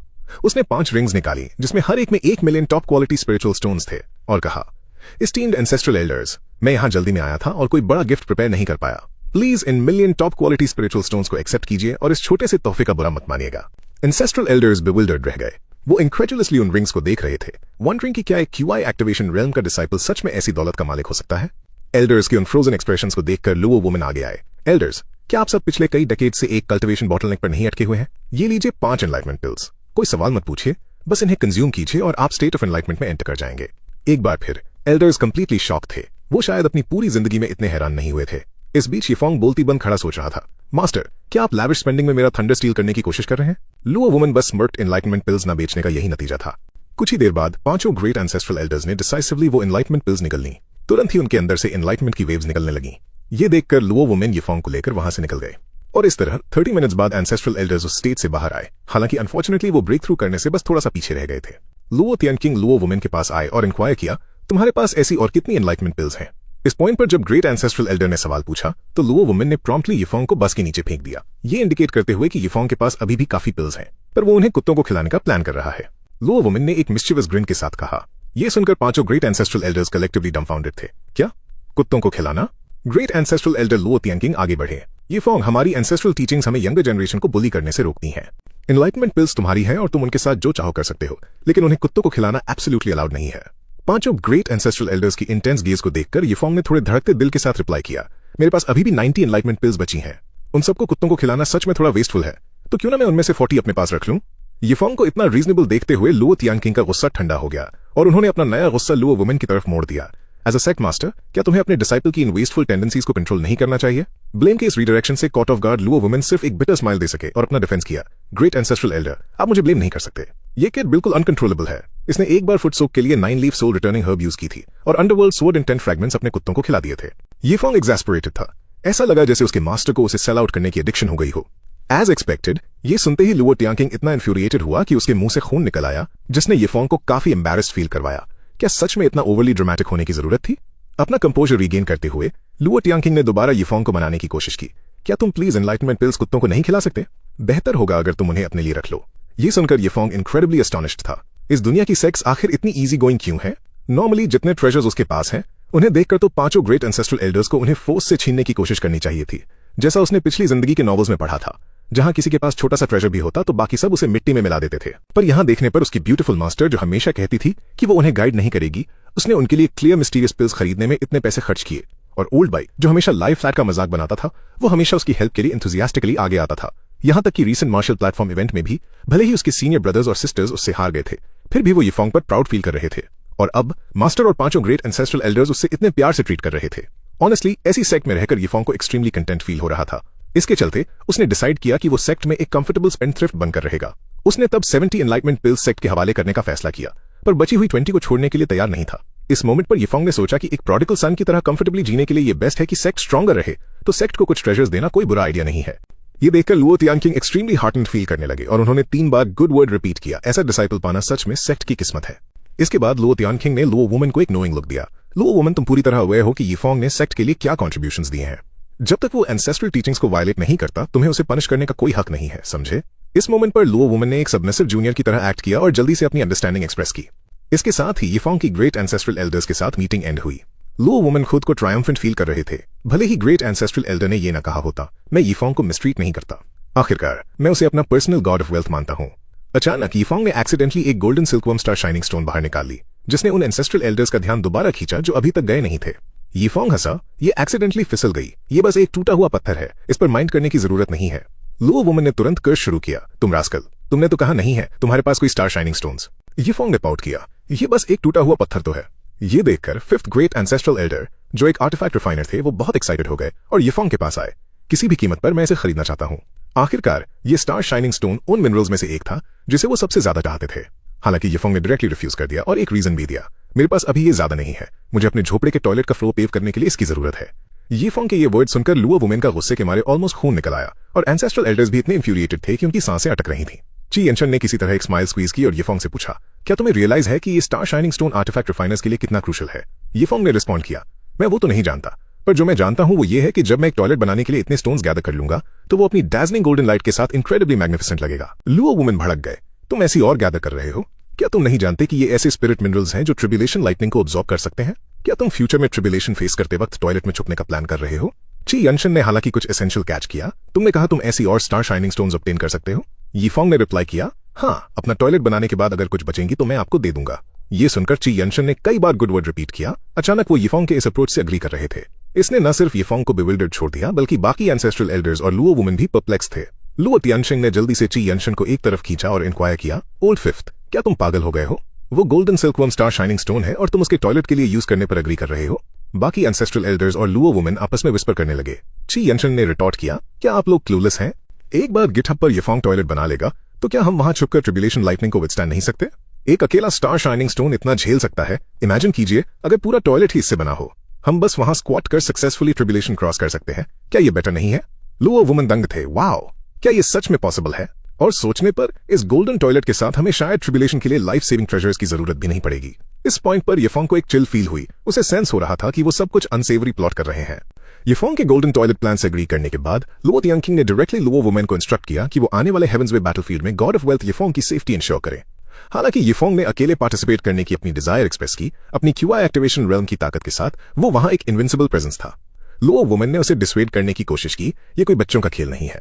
ग्रेट एंसेस्ट्रल एल्डर की बात सुनो और प्रोटेक्शन के लिए अपने साथ और सीनियर ब्रदर्स को लेकर जाओ। लुओ तियांकिंग ने यह सुनकर पॉन्डर किया तो येफोंग बीच में बोला, अगर बहुत सारे लोग होंगे तो मेरे कल्टिवेशन एक्सपीरियंस का कोई मतलब नहीं रह जाएगा। फाइनली लुओ तियांकिंग अग्री हो गए। अकेले जाओ पर एक्सट्रीमली केयरफुल रहना और किसी पर ट्रस्ट मत करना। अगले 2 दिन सेक्ट में रेस्ट करो और तीसरे दिन तुम हेवंस वे बैटलफील्ड के टेलीपोर्टेशन टावर की तरफ हेड कर सकते हो। येफोंग के पास इस डिसीजन के लिए अपने रीजंस थे। हेवंस वे बैटलफील्ड में सीनियर ब्रदर्स का एक बड़ा ग्रुप ले जाने का मतलब ये होता कि डेंजरस सिचुएशंस में वो उन्हें प्रोटेक्ट करने की जगह खुद उन्हें प्रोटेक्ट कर रहा होता। बिसाइड्स अगर येफोंग सच में किसी डेंजर में फंसा तो मत भूलो उसके पास unbeatable godly wealthy guard squad थी। वो तो इवन इस गार्ड स्क्वाड से मिलने के लिए लुकिंग फॉरवर्ड कर रहा था। एंसेस्ट्रल एल्डर्स को रिस्पेक्ट पे करने के बाद येफोंग अपने रेजिडेंस वापस लौटा और उसने देखा कि कई सीनियर ब्रदर्स और सिस्टर्स अभी भी वहां थे। उन्होंने एंथुसियास्टिकली इंक्वायर किया, जूनियर ब्रदर क्या तुम्हारे पास ऐसी और एनलाइटमेंट पिल्स हैं जो तुमने हमें पहले दी थी? वो सब एनलाइटमेंट पिल के इफेक्ट से एस्टाउंडेड थे। वो सच में रिमार्केबल था। भले ही ये थोड़ा शेमलेस लगे पर वो कुछ और पिल्स मांगना चाहते थे। येफोंग ने मेंशन किया कि उसके पास अब ज्यादा नहीं बची हैं। उसके पास ओरिजिनली 90 पिल्स थी पर वो ऑलरेडी 70 एंसेस्ट्रल एल्डर्स को दे चुका है। सिचुएशन देखते हुए सीनियर सिस्टर टैन टियांशन ने जल्दी से पूछा, क्या तुम बची हुई 20 में से सिर्फ एक मेरे लिए स्पेयर कर सकते हो? प्लीज, बस एक पिल। एंड में टैन टियांशन बिल्कुल क्यूट और कोकेटिश एक्ट कर रही थी। हालांकि येफोंग ने फिर भी डिक्लाइन कर दिया, मैं सच में और नहीं दे सकता, मुझे कुछ अपने कुत्ते के लिए रखनी है। यहां तक कि ग्रेट एंसेस्ट्रल एल्डर भी इन बची हुई 20 को नहीं पा सके तो आप सबको उम्मीद छोड़ देनी चाहिए। इस मोमेंट पर उन सबको याद आया जो लुओ वुमन ने एक बार कहा था, जूनियर ब्रदर बहुत एक्सट्रावेगेंट है, इनक्रेडिबली वेस्टफुल। पर वो कुछ नहीं कर सकते थे। आखिरकार पिल्स येफोंग की अपनी मलकियत थी। वो सब सिर्फ रिग्रेट फील करते हुए उम्मीद छोड़ सकते थे। हालांकि येफोंग ने उन्हें रिमाइंड करवाया, आप सब इतने डिसहार्टेंड क्यों हो रहे हैं? याद कीजिए मैंने 70 पिल्स ऑलरेडी सेक्ट को दी हैं। As core disciples of a sect, क्या वो एनलाइटमेंट पिल्स आप ही के लिए रिजर्व नहीं है? ये सुनते ही वो एनलाइटमेंट ग्रुप इमीडिएटली वहां से भाग खड़ा हुआ। एल्डेस्ट सीनियर ब्रदर छिन हाओयू ने येफोंग को थैंक यू बोला और अपनी पिल क्लेम करने के लिए जल्दी से निकल गया।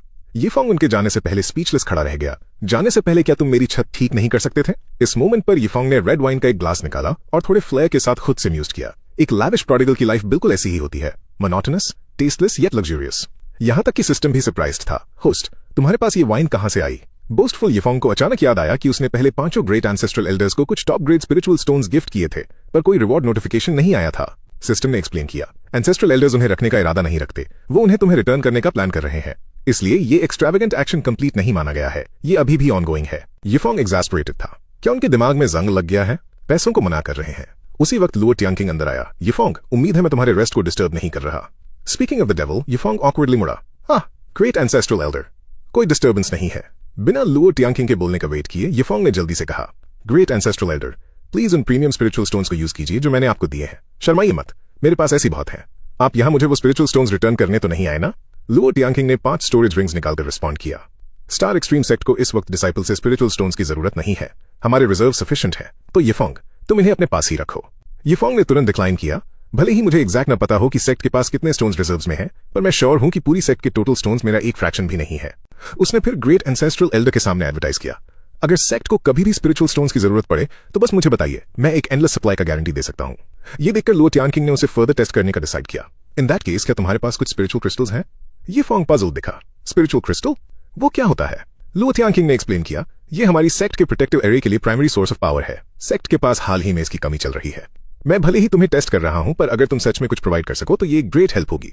आखिरकार भले ही स्टार एक्सट्रीम सेक्ट शेंटियन कॉन्टिनेंट के टॉप सेक्स में से एक है पर इसके एनिमीज बहुत हैं। पास्ट फ्यू सेंचुरीज में हेवंस वे बैटलफील्ड से जो स्पिरिचुअल क्रिस्टल्स हमें मिले हैं वो कम होते जा रहे हैं। इसीलिए मैं पूछ रहा हूं, अगर तुम्हारे पास है। येफोंग की आंखें चमक उठी, क्या ये मेरे लिए एक और अपॉर्चुनिटी नहीं है? देखो सिस्टम, स्टार एक्सट्रीम सेक्ट मेरे साथ कितनी अच्छी है, ये बिल्कुल फैमिली की तरह है, तो क्या मैं उन्हें 100 बिलियन प्रीमियम स्पिरिचुअल क्रिस्टल्स दे सकता हूं?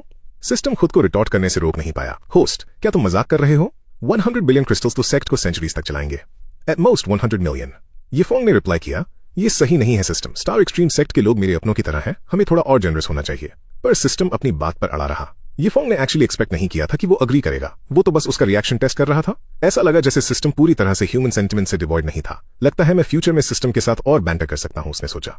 इन that case let's settle for 100 million top grade spiritual crystals, Yifeng ने कंक्लूड किया। ये देखते ही सिस्टम ने promptly 100 million spiritual crystals dispatch कर दिए। इस पॉइंट पर लुओ तियांगकिंग को कोई आइडिया नहीं था कि यीफोंग के पास कोई स्पिरिचुअल क्रिस्टल्स हैं। उनकी अंडरस्टैंडिंग में स्पिरिचुअल क्रिस्टल्स एक्सक्लूसिव सिर्फ हेवंस वे बैटलफील्ड में मिलते थे। उन्हें विश्वास नहीं था कि यीफोंग कुछ प्रोड्यूस कर पाएगा और वो जाने के लिए प्रिपेयर होने लगे। हालांकि अगले ही मोमेंट यीफोंग ने उन्हें रोक दिया। मेरे पास यहाँ 100 million top grade spiritual crystals हैं। लुओ तियांगकिंग अटली शॉक्ड थे। उनका चेहरा डिसबिलीफ का एक मास्क बन चुका था। वो अपनी सैनिटी पर डाउट करने लगे, सस्पेक्टिंग कि उन्हें कोई हेलुसिनेशन हो रहा है। वो फैदम नहीं पा रहे थे कि यीफोंग 100 million top grade spiritual crystals कैसे प्रोड्यूस कर सकता है। यहां तक कि अगर कोई पूरी स्टार एक्सट्रीम सेक्ट को भी बेच दे तब भी वो इतने क्रिस्टल्स अमास नहीं कर सकते। पर ट्रूथ की परसूट में उन्होंने अपनी स्पिरिचुअल सेंस से यीफोंग की रिंग को प्रोब किया। नेक्स्ट मोमेंट वो फ्लैबरगास्टेड थे। वो ring end to end countless top grade spiritual crystal से भरी हुई थी। इस सीन को विटनेस करते हुए लुओ तियांगकिंग, जिनके पास सालों का एक्सपीरियंस था, उनका कंपोजर फॉल्ट करने लगा। इस रिंग की वैल्यू पूरे स्टार एक्सट्रीम सेक्ट की वैल्यू से बहुत ज्यादा थी। इस पॉइंट पर यीफोंग ने सक्सेसफुली अपनी एक्सट्रावेगेंस शोकेस की, earning hundreds of show off points और एक enhanced version of the 9 star sword formation secret manual. Puzzled Yifeng ने मैनुअल को देखा, वंडरिंग कि ये सब क्या है। बाहर लुओ तियांगकिंग अभी भी डिसबिलीफ की स्टेट में थे। यीफोंग, क्या तुम श्योर हो कि तुम ये top grade spiritual crystal sect के हवाले करना चाहती हो? उनकी आवाज कपकपा रही थी। ये देखकर यीफोंग अंदर ही अंदर हंसा। सच में कोई भी इमेंस वेल्थ के अलर्ट को रेजिस्ट नहीं कर सकता। उसने रिस्पॉन्ड किया, ऑफ कोर्स, पर मैं सजेस्ट करूंगा कि सेक्ट अपने प्रोटेक्टिव अरे को हर वक्त एक्टिव रखे। जब भी आपके क्रिस्टल्स खत्म हो बस मुझे और मांग लेना। लुओ तियांगकिंग ने डिक्लाइन किया, एब्सोल्युटली नॉट। ये प्रीमियम क्रिस्टल्स बहुत प्रेशियस हैं। जब तक सेक्ट किसी क्राइसिस का सामना न करे हमें उन्हें इस तरह वेस्ट नहीं करना चाहिए। यीफोंग ने रिटॉर्ट किया, ग्रेट एंसेस्ट्रल एल्डर, आप बहुत छोटा सोच रहे हैं। एक मेरे 100 मिलियन क्रिस्टल्स तो बस ड्रॉप इन द बकेट हैं। अगर मैं अभी 100 मिलियन प्रोड्यूस कर सकता हूं तो मैं डेफिनेटली फ्यूचर में और भी प्रोड्यूस कर सकता हूं। बस बिना किसी चिंता के उन्हें यूज कीजिए। लुओ तियांगकिंग यीफोंग के वेल्थ के इस फ्लैम्बॉयंट डिस्प्ले और रेकलेस जेनरोसिटी से ऑलमोस्ट एज पर पहुंच चुके थे। क्या तुम्हारे पास सच में और है? इस बार उनका टोन डेडली सीरियस था। यीफोंग ने कॉन्फिडेंटली रिप्लाई किया, एब्सोल्युटली, सेक्ट उन्हें जैसे चाहे वैसे यूज कर सकती है।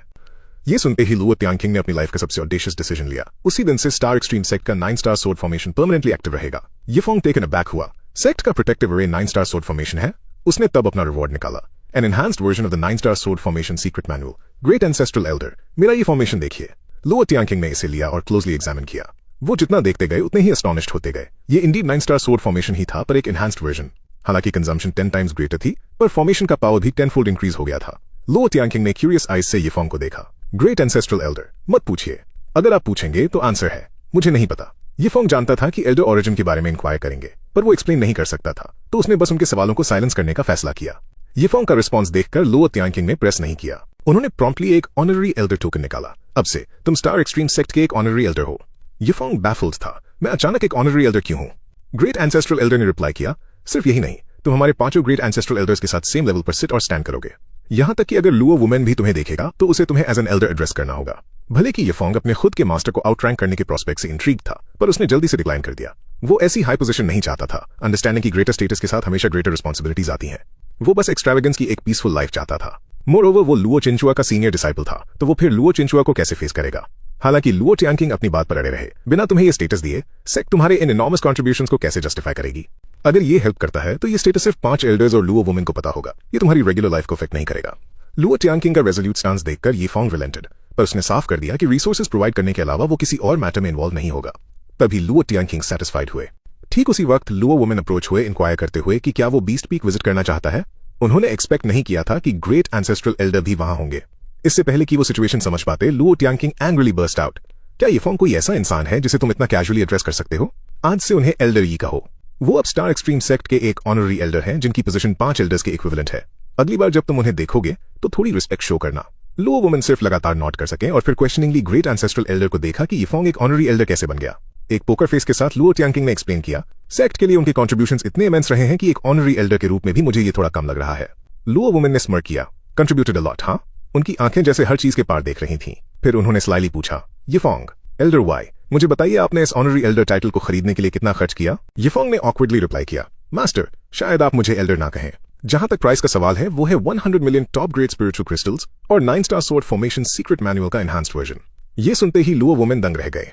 अगर ऐसी बात है तो इंडीड ऑनररी एल्डर का टाइटल तुम्हारे लिए सच में थोड़ा छोटा है। यीफोंग इस बारे में फर्दर डिस्कस नहीं करना चाहता था, तो उसने टॉपिक चेंज किया, मास्टर, क्या आपने बीस्ट वीक के बारे में मेंशन नहीं किया था? चलिए चलकर देखते हैं। लेटर लुओ तियांगकिंग बैक माउंटेन में अपने केव मैंशन वापस लौटे। बाकी एंसेस्ट्रल एल्डर्स ने अप्रोच किया और इंक्वायर किया, बिग ब्रदर क्या आपने वो स्पिरिचुअल स्टोन्स रिटर्न कर दिए? हम उसे खोना अफोर्ड नहीं कर सकते। हालांकि लुओ टियांकिंग ने बस अपना सिर हिला दिया। अंदर बाकी एंसेस्ट्रल एल्डर्स पजल थे। आपने उन्हें रिटर्न क्यों नहीं किया ब्रदर? क्या आपका दिमाग खराब हो गया है?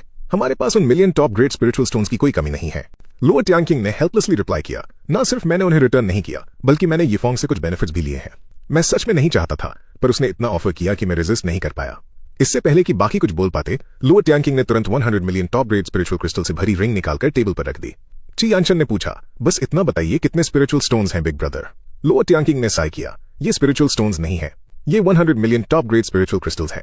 फोर्थ एंसेस्ट्रल एल्डर शिंग फे ने शेकली पिक्ड अप किया रिंग को। 100 million top grade spiritual crystals, बस इतना कैजुअली यहां रख दिए? वो बिलीव नहीं कर पा रही थी। चारों एंसेस्ट्रल एल्डर्स शॉक में थे। ची यानशन की आंखें फटी की फटी रह गई थीं। इन 100 मिलियन क्रिस्टल्स के साथ स्टार एक्सट्रीम सेक्ट सालों तक बिना किसी वरी के थ्राइव कर सकती थी। हालांकि लुओ टियांकिंग ने करेक्ट किया, आज से सेक्ट का प्रोटेक्टिव फॉर्मेशन हमेशा के लिए हर वक्त एक्टिव रहेगा। ये सुनकर चारों एंसेस्ट्रल एल्डर्स फ्लैबरगैस्टेड थे। व्हाट ब्रदर, क्या आप प्रोफ्लिगेट हो गए हैं? अपने होश में आते हुए उन्होंने लुओ टियांकिंग को क्वेश्चन किया, क्या आप पागल हो गए हैं? क्या कोई और सेक्ट हमारे खिलाफ प्लॉट कर रही है? लुओ टियांकिंग ने यीफोंग का टोन इमिटेट करते हुए कहा, आप सब बहुत छोटा सोच रहे हैं। ये तो बस एक मीजली 100 मिलियन है, अगर यूज हो गया तो हम और ले आएंगे। एंसेस्ट्रल एल्डर्स का दिमाग हिल गया। इस ब्रैट ने कैसे सिर्फ एक दिन में हमें भिखारियों जैसा फील करवा दिया।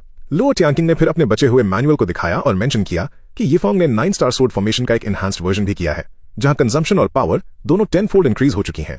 यहां तक कि अगर ट्रिब्यूलेशन क्रॉसिंग रियल्म के 9th लेवल के पीक का कोई बंदा भी आए, अगर वो मारा नहीं तो सिवियरली इंजर्ड जरूर हो जाएगा। एल्डर्स एक बार फिर से शॉक थे। हमारी वीडियो यहीं एंड होती है। अगर आपको पसंद आई हो तो लाइक छोड़ देना। मिलते हैं नेक्स्ट टाइम। और